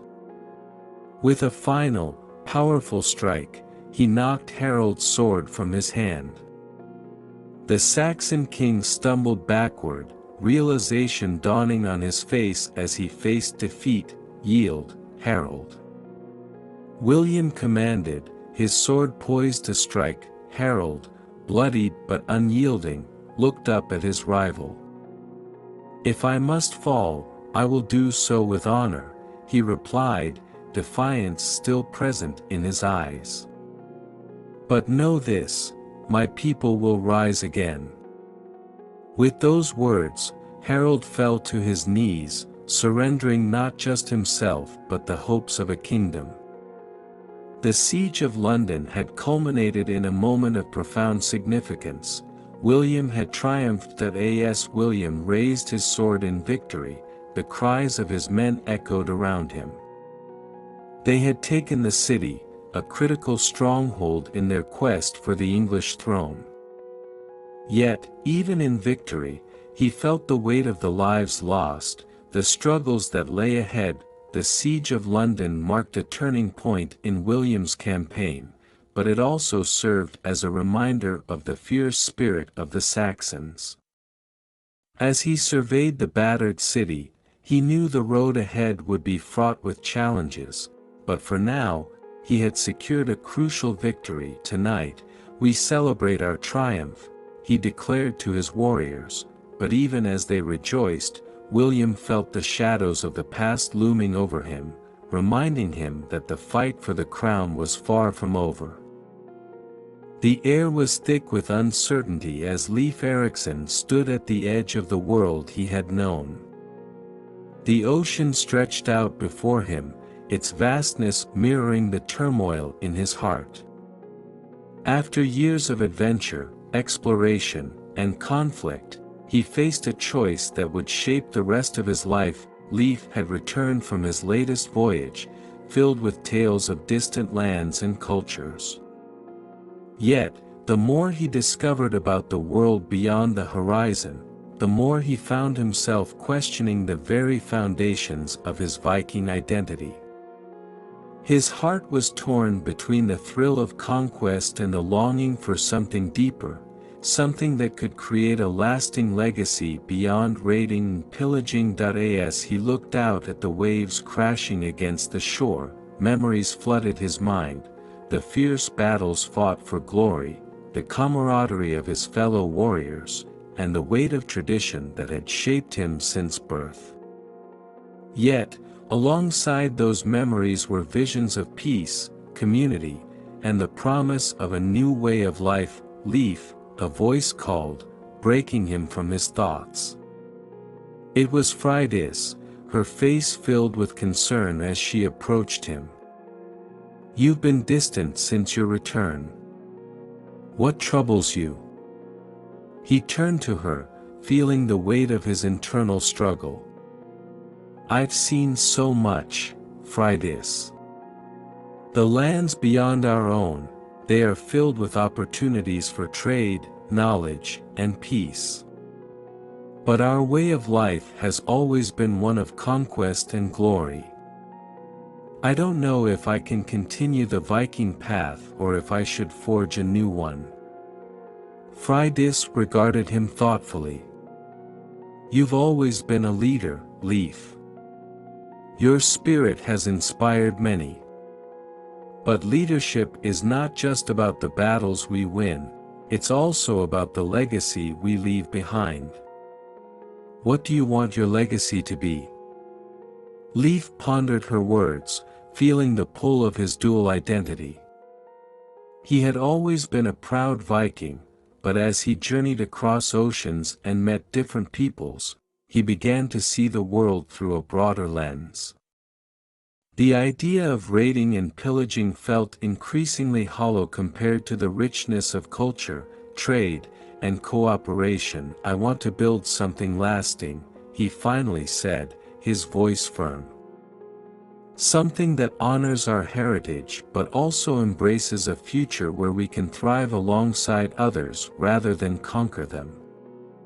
Freydis nodded, her eyes sparkling with understanding. "Then perhaps it's time to redefine what it means to be a Viking. We can still hold on to our strength and courage, but we can also choose a path of wisdom and unity." With Freydis's words echoing in his mind, Leif decided to gather his fellow warriors.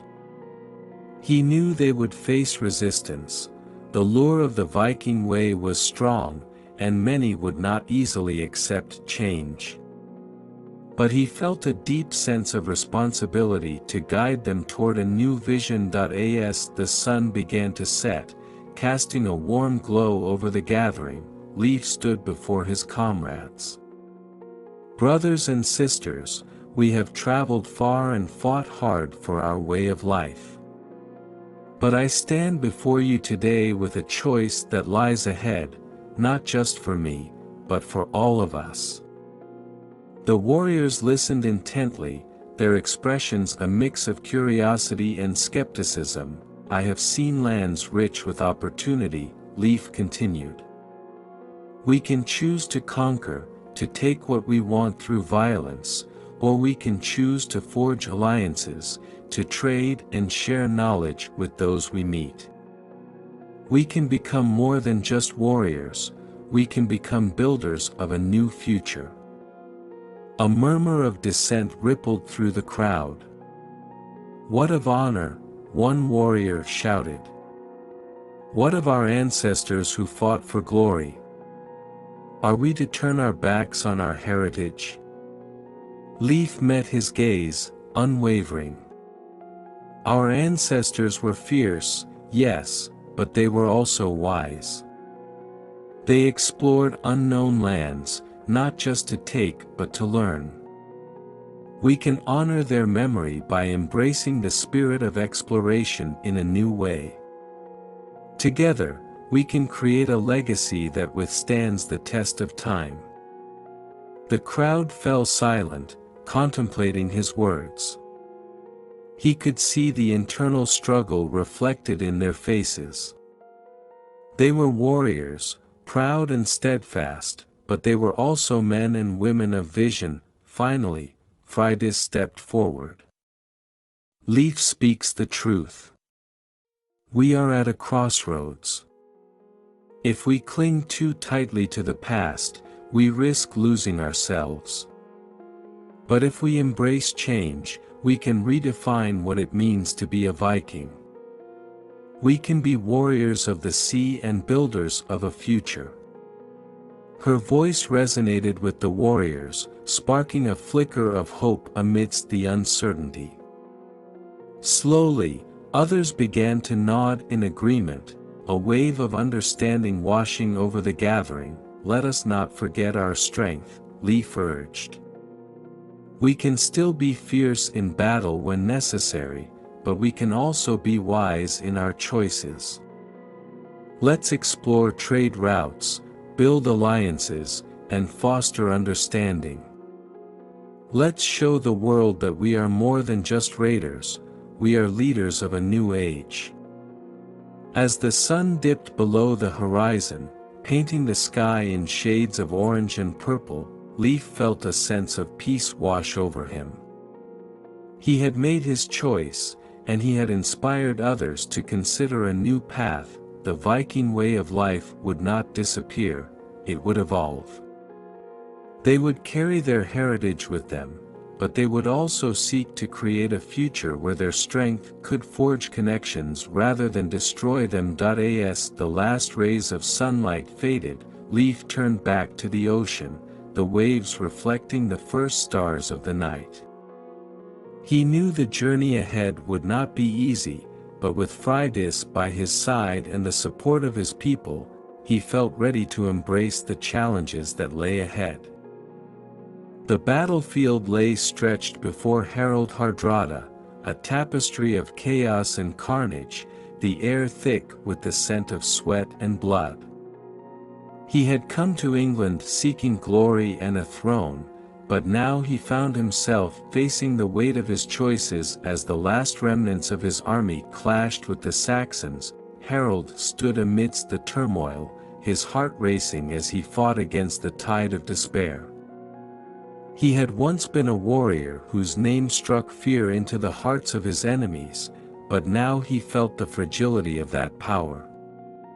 The Saxons were relentless, and their king, Harald Godwin's son, was more than a match for him. The clang of swords echoed around him, but with every strike, the reality of his situation grew more apparent. As the battle raged on, memories of his past flooded Harald's mind, the triumphs, the betrayals, and the relentless pursuit of glory.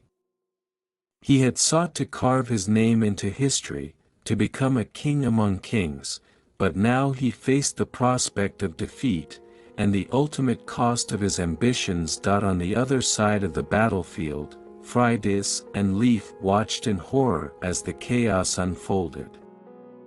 They had come to England not to fight, but to seek understanding and forge a new path. Yet, as they stood at the edge of the fray, they realized that their journeys had entwined them with the fates of those they had once called friends. Harald is fighting for his life, Freydis said, her voice tinged with urgency. We must help him.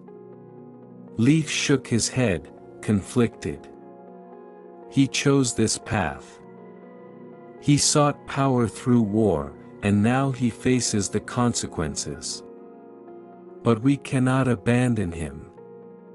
He is still our brother in arms.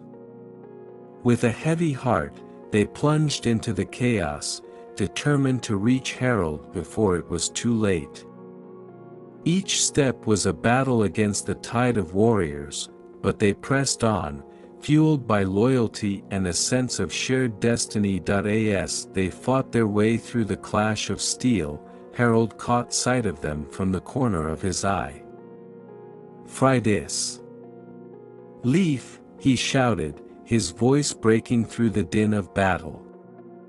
But even as he called to them, he felt the weight of exhaustion pulling at him. Harald. Leif shouted back, cutting through the ranks toward his friend. We're here. But the Saxon forces surged forward, their determination overwhelming. Just as they reached Harald, a brutal clash erupted nearby, sending a wave of warriors crashing against them. They fought together, side by side, but the chaos was relentless. Harald, Freydis cried, desperately trying to keep the tide at bay. We must fall back. We cannot fight them all. But Harald was caught in a moment of defiance, the fire of his ambition blinding him to the peril. No. I will not yield. I will claim what is rightfully mine. He charged forward, his sword slicing through the air, but in his frenzy, he left himself vulnerable. A Saxon warrior, swift and determined, saw the opening and struck with deadly precision. Harald felt the blow, pain exploding through him as he stumbled back. Harald! Leif shouted, rushing to his friend's side. Stay with us. But the fire in Harald's eyes began to fade as he crumpled to the ground, the reality of his fate sinking in. I sought the throne, glory, but at what cost? He gasped, his breath ragged. Freydis knelt beside him, her heart aching at the sight of the once mighty warrior reduced to this moment of vulnerability. You were brave, Harald. You fought fiercely. But there is more to life than conquest. Harald looked up at her, the light of understanding flickering in his gaze. I chased the idea of kingship, but perhaps I was a fool, he murmured, blood pooling beneath him. I see now that glory comes at a price. Leif felt a lump form in his throat. You are not a fool, Harald. You are a warrior, and you have fought for what you believed in. But it's time to let go. As the battle raged on around them, Freydis took Harald's hand, her grip steady. You are not alone. We are here with you, brother. In his final moments, Harald's gaze softened, and he managed a faint smile. If Valhalla awaits, let me go there with honor. Tell the stories, of our adventures, of the bonds we forged. With those words, he exhaled deeply, his body relaxing as the life drained from him. Freydis and Leif held him close, the weight of their shared history crashing down upon them. Harald! Leif cried, his voice breaking. You will be remembered. As they knelt beside their fallen friend, the chaos of battle continued to swirl around them. The tide of conflict surged forward, but in that moment, they were frozen in grief. As the sun began to set, casting a golden hue over the battlefield, Leif and Freydis made a silent vow. They would honor Harald's memory, carrying his spirit with them as they forged a new path, one of unity and strength, honoring their past while looking toward the future. With heavy hearts, they rose from the ground, their resolve solidified. They would continue their journey, not just as Vikings, but as ambassadors of change. They would tell Harald's story, ensuring that his legacy would live on in the hearts of those who came after them. As they walked away from the battlefield, the sound of the clashing swords faded into the distance, replaced by the whispers of a new dawn. They were ready to face whatever lay ahead, guided by the memory of their brother and the promise of a better tomorrow. The air in Westminster Abbey was thick with anticipation and solemnity as William the Conqueror knelt before the altar, the flickering candlelight casting shadows across the ancient stone. Today marked not just a personal triumph, but a pivotal moment in history, the crowning of the first Norman King of England. As William bowed his head, the weight of the crown rested heavily in his thoughts.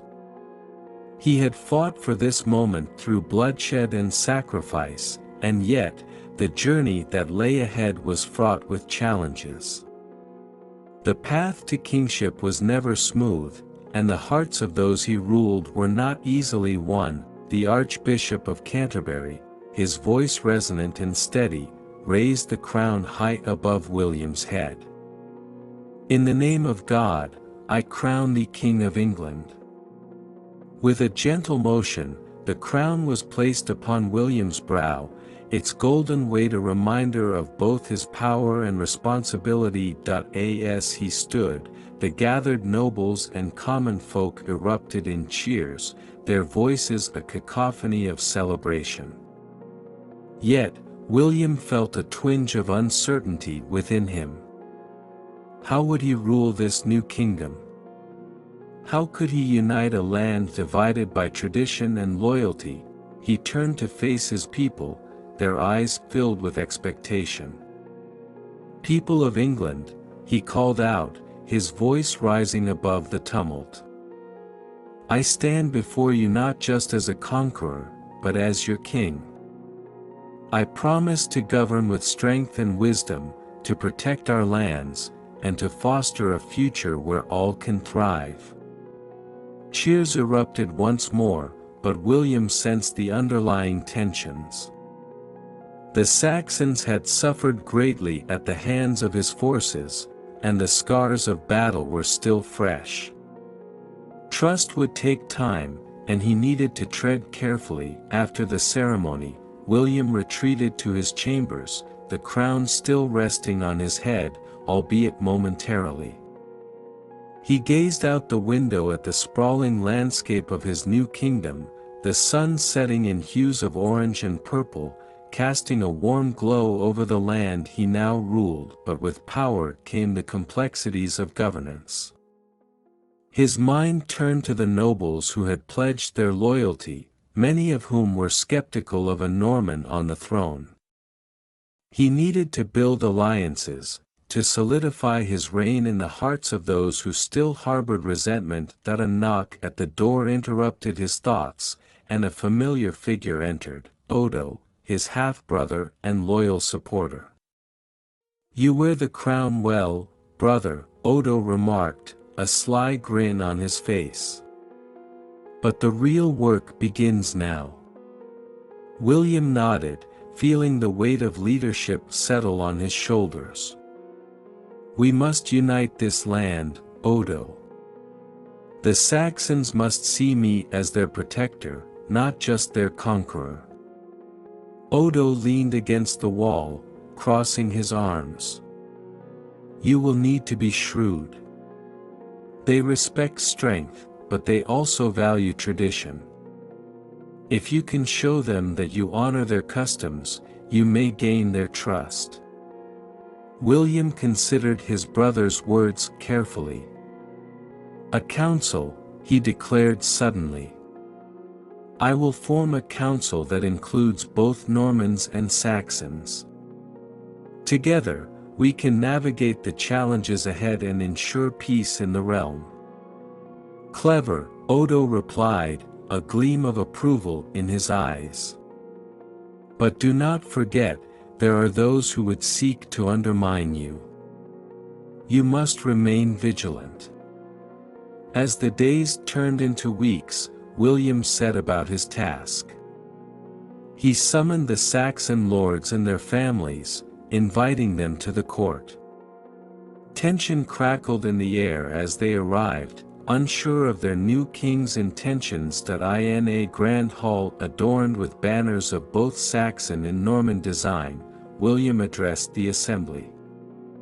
"You are my subjects now, and I wish to lead with justice and honor. I seek your counsel and wish to hear your voices." The Saxon lords exchanged wary glances, their expressions a mix of skepticism and curiosity. One elder, Lord Wulfric, stepped forward, his gaze steady. "You speak of unity, but can a Norman king truly understand the heart of England?" William met his challenge head-on. "I may be a Norman, but I am committed to the welfare of this land. I wish to learn from you, to preserve the rich traditions that have shaped England. Together, we can build a kingdom stronger than any of us could imagine." Gradually, as discussions unfolded, the tension began to ease. The Saxon lords found themselves intrigued by William's vision, his willingness to listen and adapt. With each meeting, he wove a tapestry of cooperation, bridging the gap between their worlds, yet, whispers of dissent lingered, and there were factions among the Saxons who would not accept a Norman king, no matter his intentions. William knew he had to be prepared for any challenge that might arise. One evening, as he pondered his next steps, a message arrived. A group of Saxon rebels planned to gather forces and march against him. Anger surged through him, but he tempered it with a sense of resolve. He would not respond with violence but rather seek to understand their grievances. Calling for a meeting with his council, he outlined his plan. "We will reach out to their leaders, not with swords drawn, but with open hands. I want to show them that I am not their enemy." Odo raised an eyebrow. "You risk appearing weak, William. They may see this as an opportunity to defy you further." William met his brother's gaze, unwavering. "Strength is not just in power, it is in compassion and understanding. If I can win their hearts, I will solidify my reign." As the days unfolded, William reached out to the rebels, seeking a dialogue rather than conflict. The response was cautious, but it sparked hope among his supporters. Slowly, the narrative began to shift. "Perhaps the Normans are not so different after all," one rebel leader remarked during negotiations, surprised by William's sincerity. "Maybe there is a path to coexistence." William seized that moment, offering a formal pact of peace that included protections for Saxon customs and lands. With each word, he built bridges that had once seemed insurmountable. In time, the rebellion faltered, and the Saxons began to see William not just as a conqueror but as a king who sought to unite the land. The crown on his head was more than a symbol of power, it became a symbol of hope for a new era. As the sun dipped below the horizon on the day of his first council meeting with both Saxon and Norman leaders, William felt a profound sense of accomplishment. The future of England lay before him, and with it, the chance to reshape history. In that moment, standing among his people, diverse yet united, William understood that his legacy would not just be the crown of Normandy but the crown of a united England, a legacy built on respect, understanding, and shared purpose. The winds of change swept across the north, rustling the leaves of ancient trees and carrying whispers of a world transformed. Leif Eriksson stood at the edge of a cliff overlooking the fjords, the sun dipping below the horizon, casting a golden glow that spoke of both endings and new beginnings. The Viking Age was drawing to a close, and with it, the world he had known. As Leif gazed out at the waters, memories flooded his mind, of fierce battles fought, of ships sailing toward distant lands, of the brotherhood forged in the fires of conflict. He had once believed that the Viking way was eternal, a path of glory defined by conquest and adventure. But now, he felt the tides shifting, the old ways giving way to a new era defined by trade, diplomacy, and unity. Freydis approached, her expression contemplative as she joined him at the cliff's edge. "You've been distant lately," she said softly, reading the thoughts that weighed heavily on his heart. "What troubles you?" Leif turned to her, the setting sun reflecting in his eyes. "I can feel it, Freydis, the end of our time as Vikings. The world is changing around us, and I wonder if we are ready to embrace that change." "Change can be frightening," she replied, her voice steady. "But it can also be an opportunity for growth. We can honor our past while looking toward a future filled with promise." They stood together in silence, the beauty of the fjord stretching out before them, a reminder of their adventures and the bonds they had forged. Yet, as Leif pondered their journey, he felt a sense of loss. The Viking raids that had once defined their lives were becoming stories of the past, replaced by trade routes and alliances. Will our children still tell tales of our exploits? Leif wondered aloud. Will they remember the warriors we were, or will we fade into history? Freydis smiled gently. They will tell those stories, but they will also forge their own paths. Our legacy will live on in them, in the courage we showed and the values we upheld. As they descended from the cliff, Leif's thoughts turned to Harald and their fallen comrades. The bloodshed, the struggles for power, it all seemed so distant now. He longed for a way to honor their memories, to ensure that the lessons learned would not be lost. "We must teach our children the values of our people," he said resolutely. "The strength of loyalty, the importance of community, and the spirit of adventure that led us across oceans. They can carry our stories into the future." Freydis nodded, her eyes alight with understanding. "And we can show them how to adapt, to embrace the world as it is becoming, rather than clinging to what it once was." In the following weeks, Leif and Freydis organized gatherings for the young people of their village. They shared stories of their journeys, of the lands they had explored, and the friendships they had forged. They spoke of the past with pride, but they also encouraged the youth to look ahead, to dream of a future shaped by their own choices. One evening, as the sun dipped low in the sky, Leif addressed a gathering of eager faces. "The Viking Age may be fading, but our spirit remains alive. We have been warriors, explorers, and traders. Embrace the future with open hearts, and let our stories guide you." The youth listened intently, their imaginations ignited by the tales of adventure and discovery. They spoke of dreams to explore new lands, to build connections, and to create a legacy of their own. As the seasons turned, Leif witnessed a transformation in his community.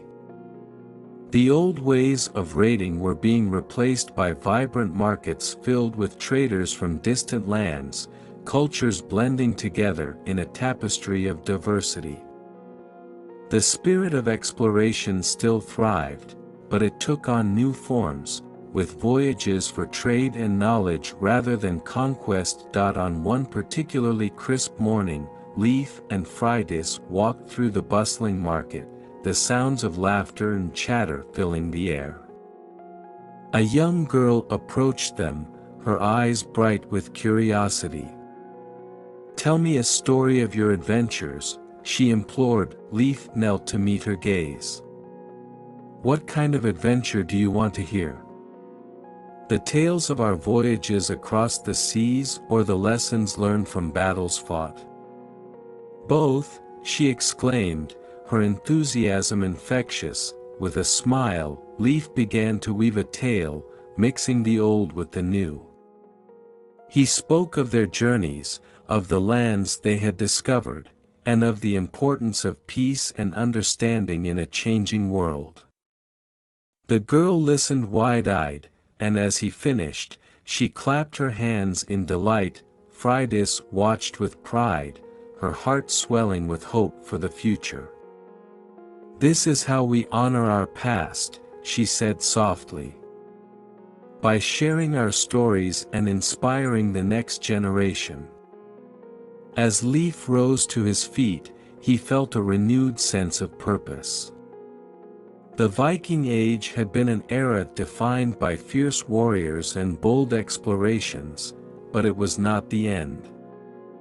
It was merely a chapter in a larger story, one of evolution, resilience, and growth. In the years that followed, Leif and Freydis embraced their roles as leaders and mentors, guiding their community through the waves of change. They fostered a spirit of exploration that celebrated both the old and the new, blending traditions and values that would carry forward into a bright future. And as the sun set over the fjords, painting the sky in vibrant colors, Leif felt a sense of peace settle over him.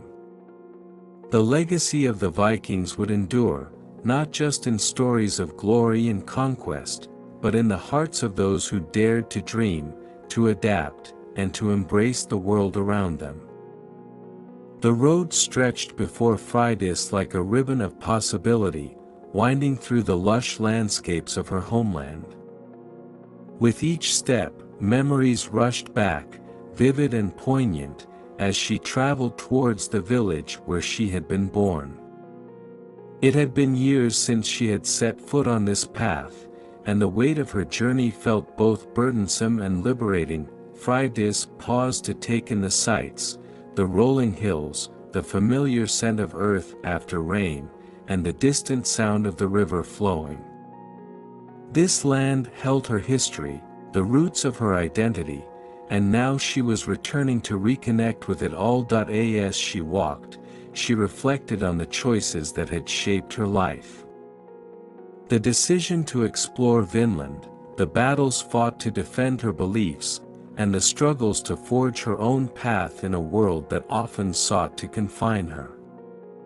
Each choice had been a thread in the tapestry of her story, leading her to this moment of introspection.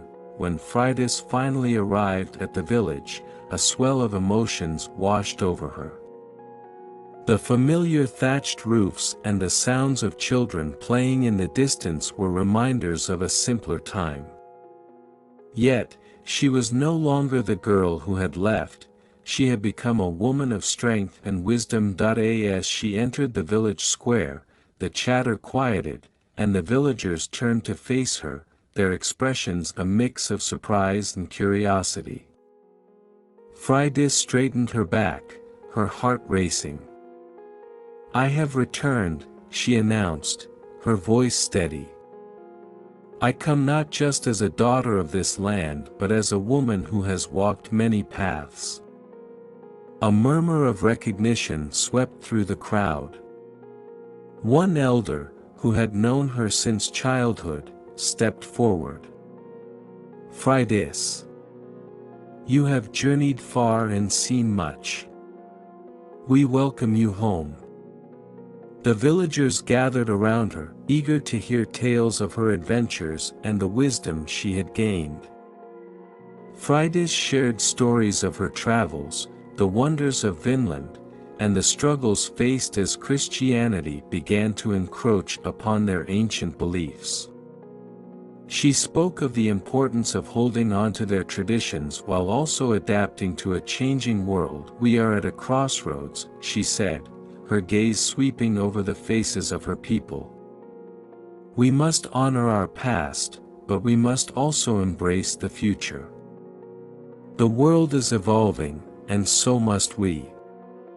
As she spoke, Freydis could see the flicker of understanding in their eyes. They were a people proud of their heritage, yet wary of the winds of change that threatened to sweep through their lives.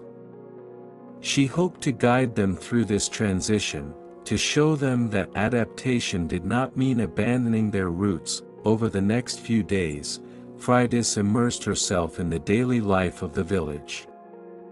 She helped tend to the fields, shared meals with families, and listened to the concerns of her people. They spoke of their fears, of the encroaching influence of the Normans and Christians, and the struggle to preserve their identity. One evening, as the sun dipped below the horizon, casting a warm glow over the village, Freydis gathered the villagers by the fire. "We are a resilient people," she began, her voice rising above the crackling flames. "Our strength lies in our unity, in our shared stories and traditions. Let us not be divided by fear, but rather come together to forge a future that honors our past." A young man from the crowd spoke up, his voice trembling with passion. "But how can we stand against those who wish to change us? How can we protect our way of life?"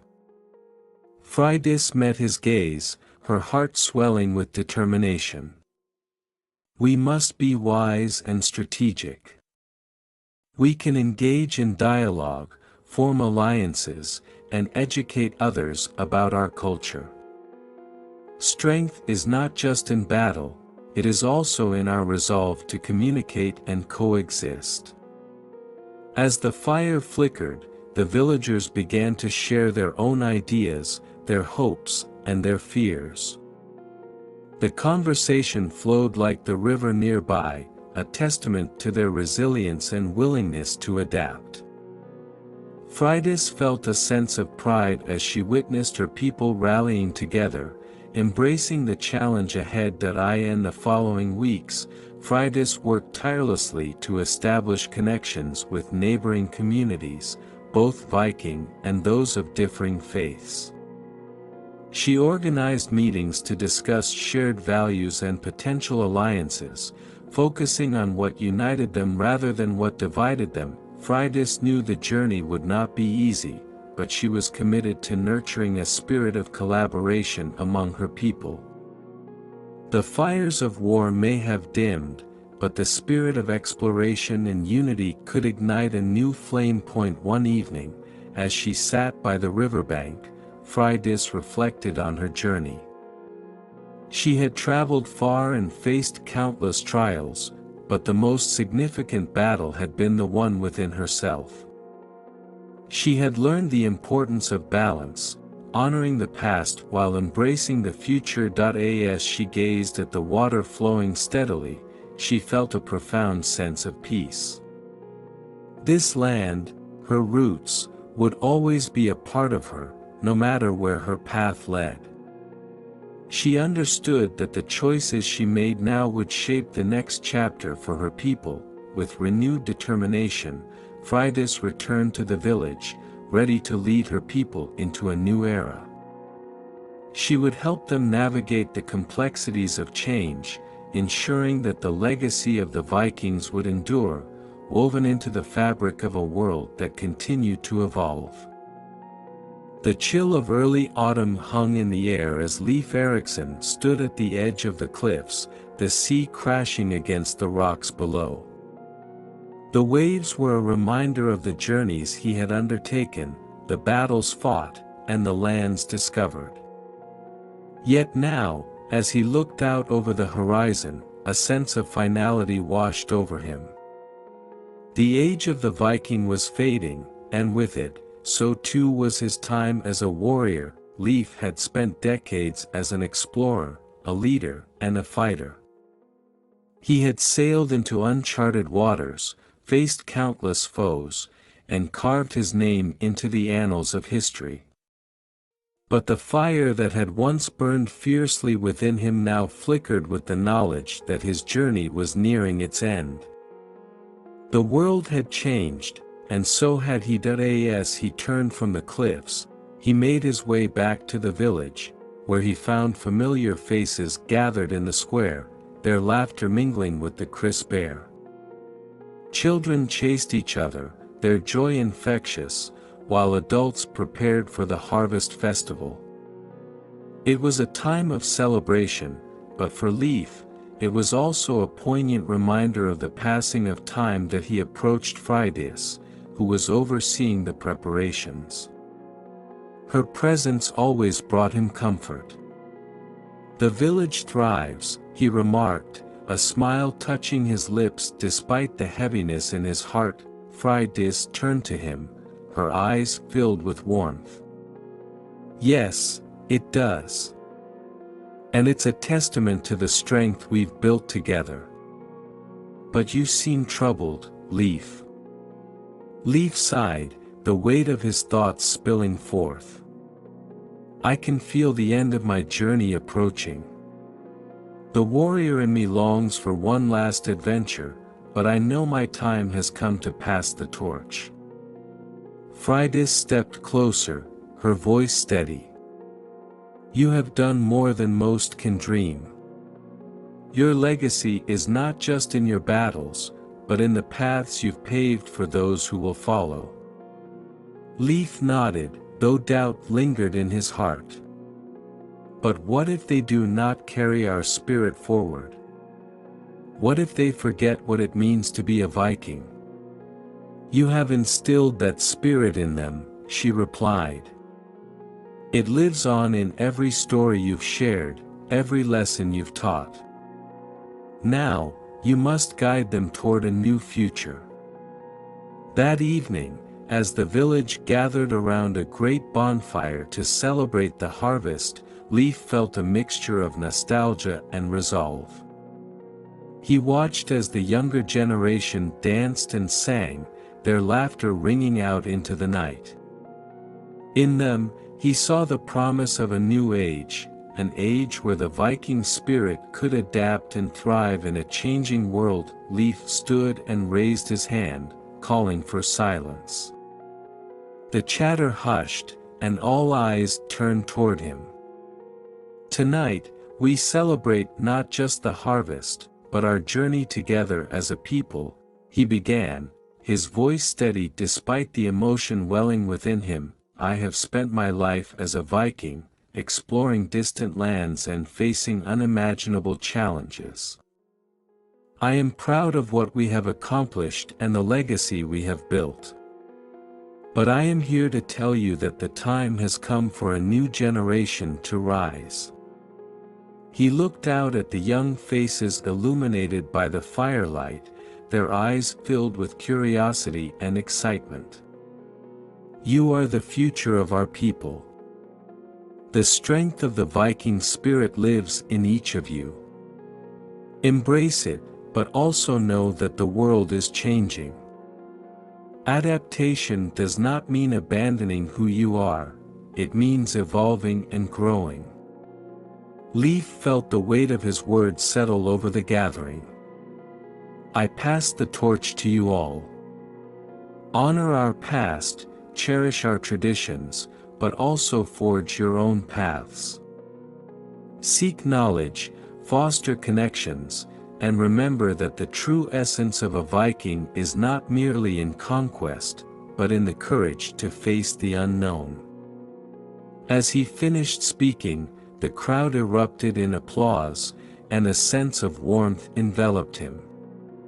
Leif felt a wave of gratitude wash over him, knowing he had imparted something meaningful to those who would follow. In the days that followed, he took on the role of a mentor, sharing his experiences and guiding the youth as they prepared for their own journeys. He organized training sessions, not just in combat but in trade, diplomacy, and exploration, skills necessary for navigating the complexities of the new world. One afternoon, as he sat by the river with a group of eager young warriors, one of them, a spirited girl named Astrid, asked, "What do you fear most about the future, Leif?" He thought for a moment before responding. "I fear that the spirit of adventure will be lost in the shadows of doubt and hesitation. But I also believe that as long as you carry our stories in your hearts, you will always find the courage to embrace the unknown." Astrid nodded, determination shining in her eyes. "Then we will make sure our stories live on. We will honor you and our ancestors." Leif smiled, a warmth spreading through him. He could see the fire of passion within them, a light that assured him the Viking spirit would endure. As the months passed and winter approached, Leif felt a deep sense of peace settle within him. He had shared his wisdom, watched the new generation blossom, and felt the torch he passed begin to illuminate their paths. On a quiet evening, he returned to the cliffs, standing once more at the edge. The ocean stretched endlessly before him, a symbol of the journeys yet to come. In that moment, he surrendered to the flow of time, recognizing that every ending is but a new beginning. With the setting sun casting golden hues across the sky, Leif whispered a silent farewell to the warrior he had been and embraced the legacy he would leave behind. The Viking Age may have been fading, but the spirit of exploration, courage, and resilience would live on in those who dared to dream. The dawn broke over England, casting a soft glow across the fields stained with the remnants of battle. The air was thick with the scent of earth and blood, a bittersweet reminder of the struggle that had transpired. William the Conqueror, now crowned King of England, stood atop the hill overlooking the battlefield, the weight of his victory resting heavily on his shoulders.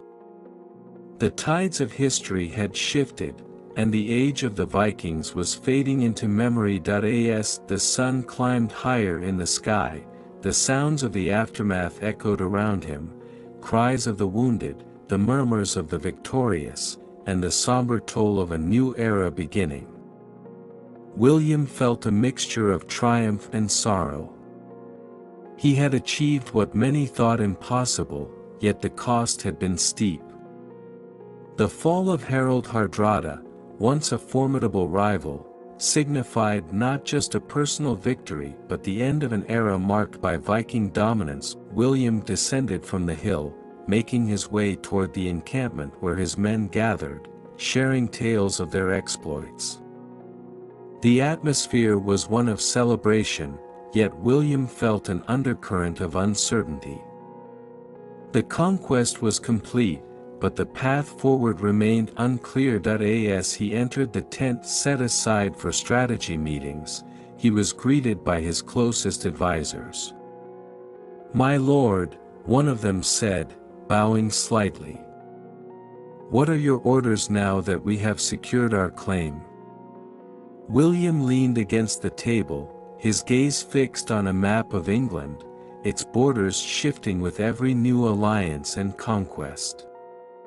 "We must establish order," he replied, his voice resolute. "This land has been forged in conflict, and we must work to unite the people under our rule." But even as he spoke, doubts gnawed at him. The Vikings had left an indelible mark on the land and its people. They were not merely conquerors, they had woven themselves into the very fabric of England's identity.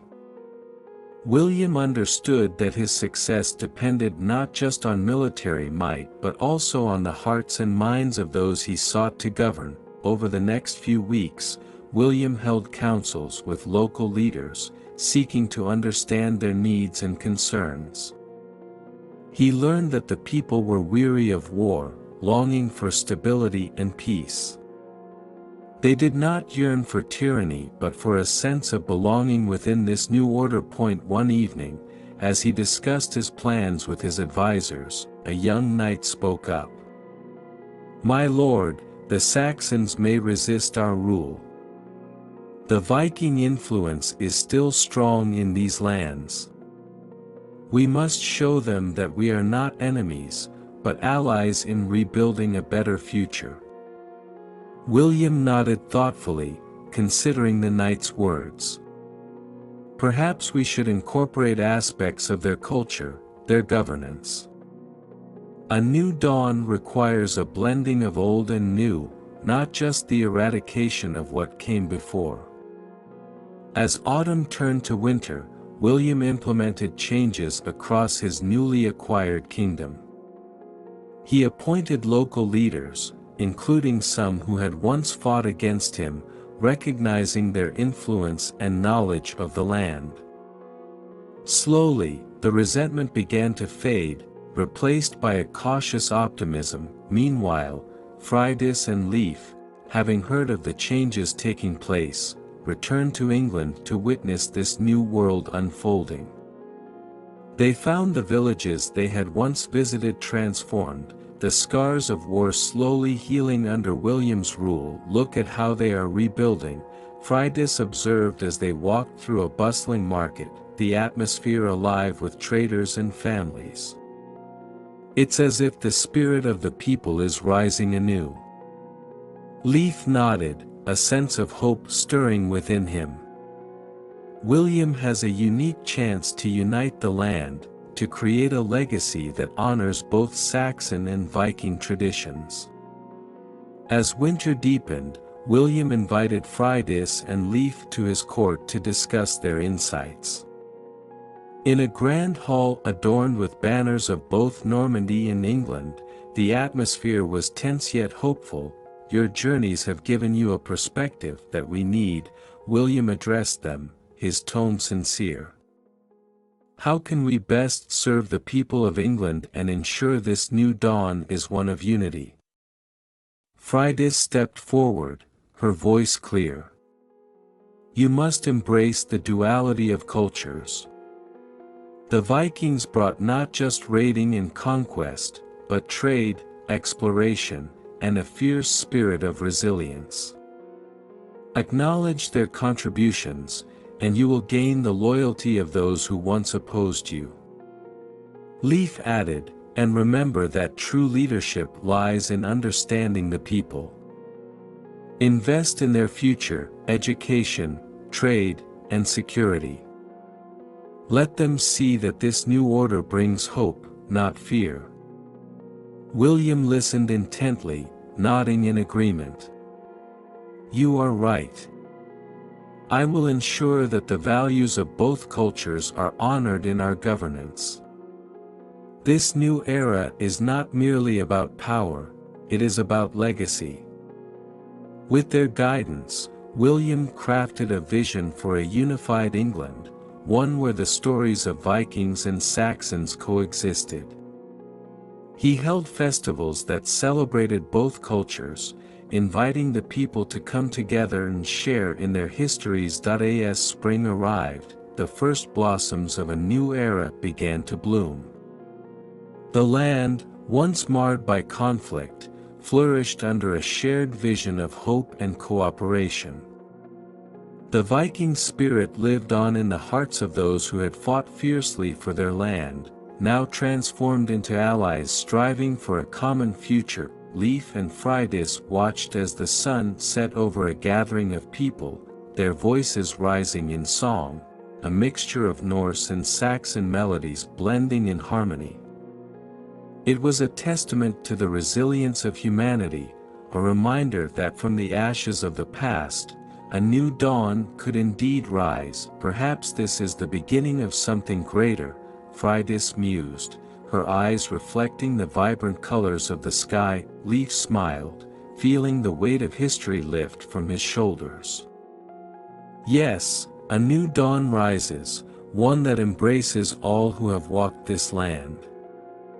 And as the stars began to twinkle above, the world held its breath, ready to embrace the possibilities that lay ahead.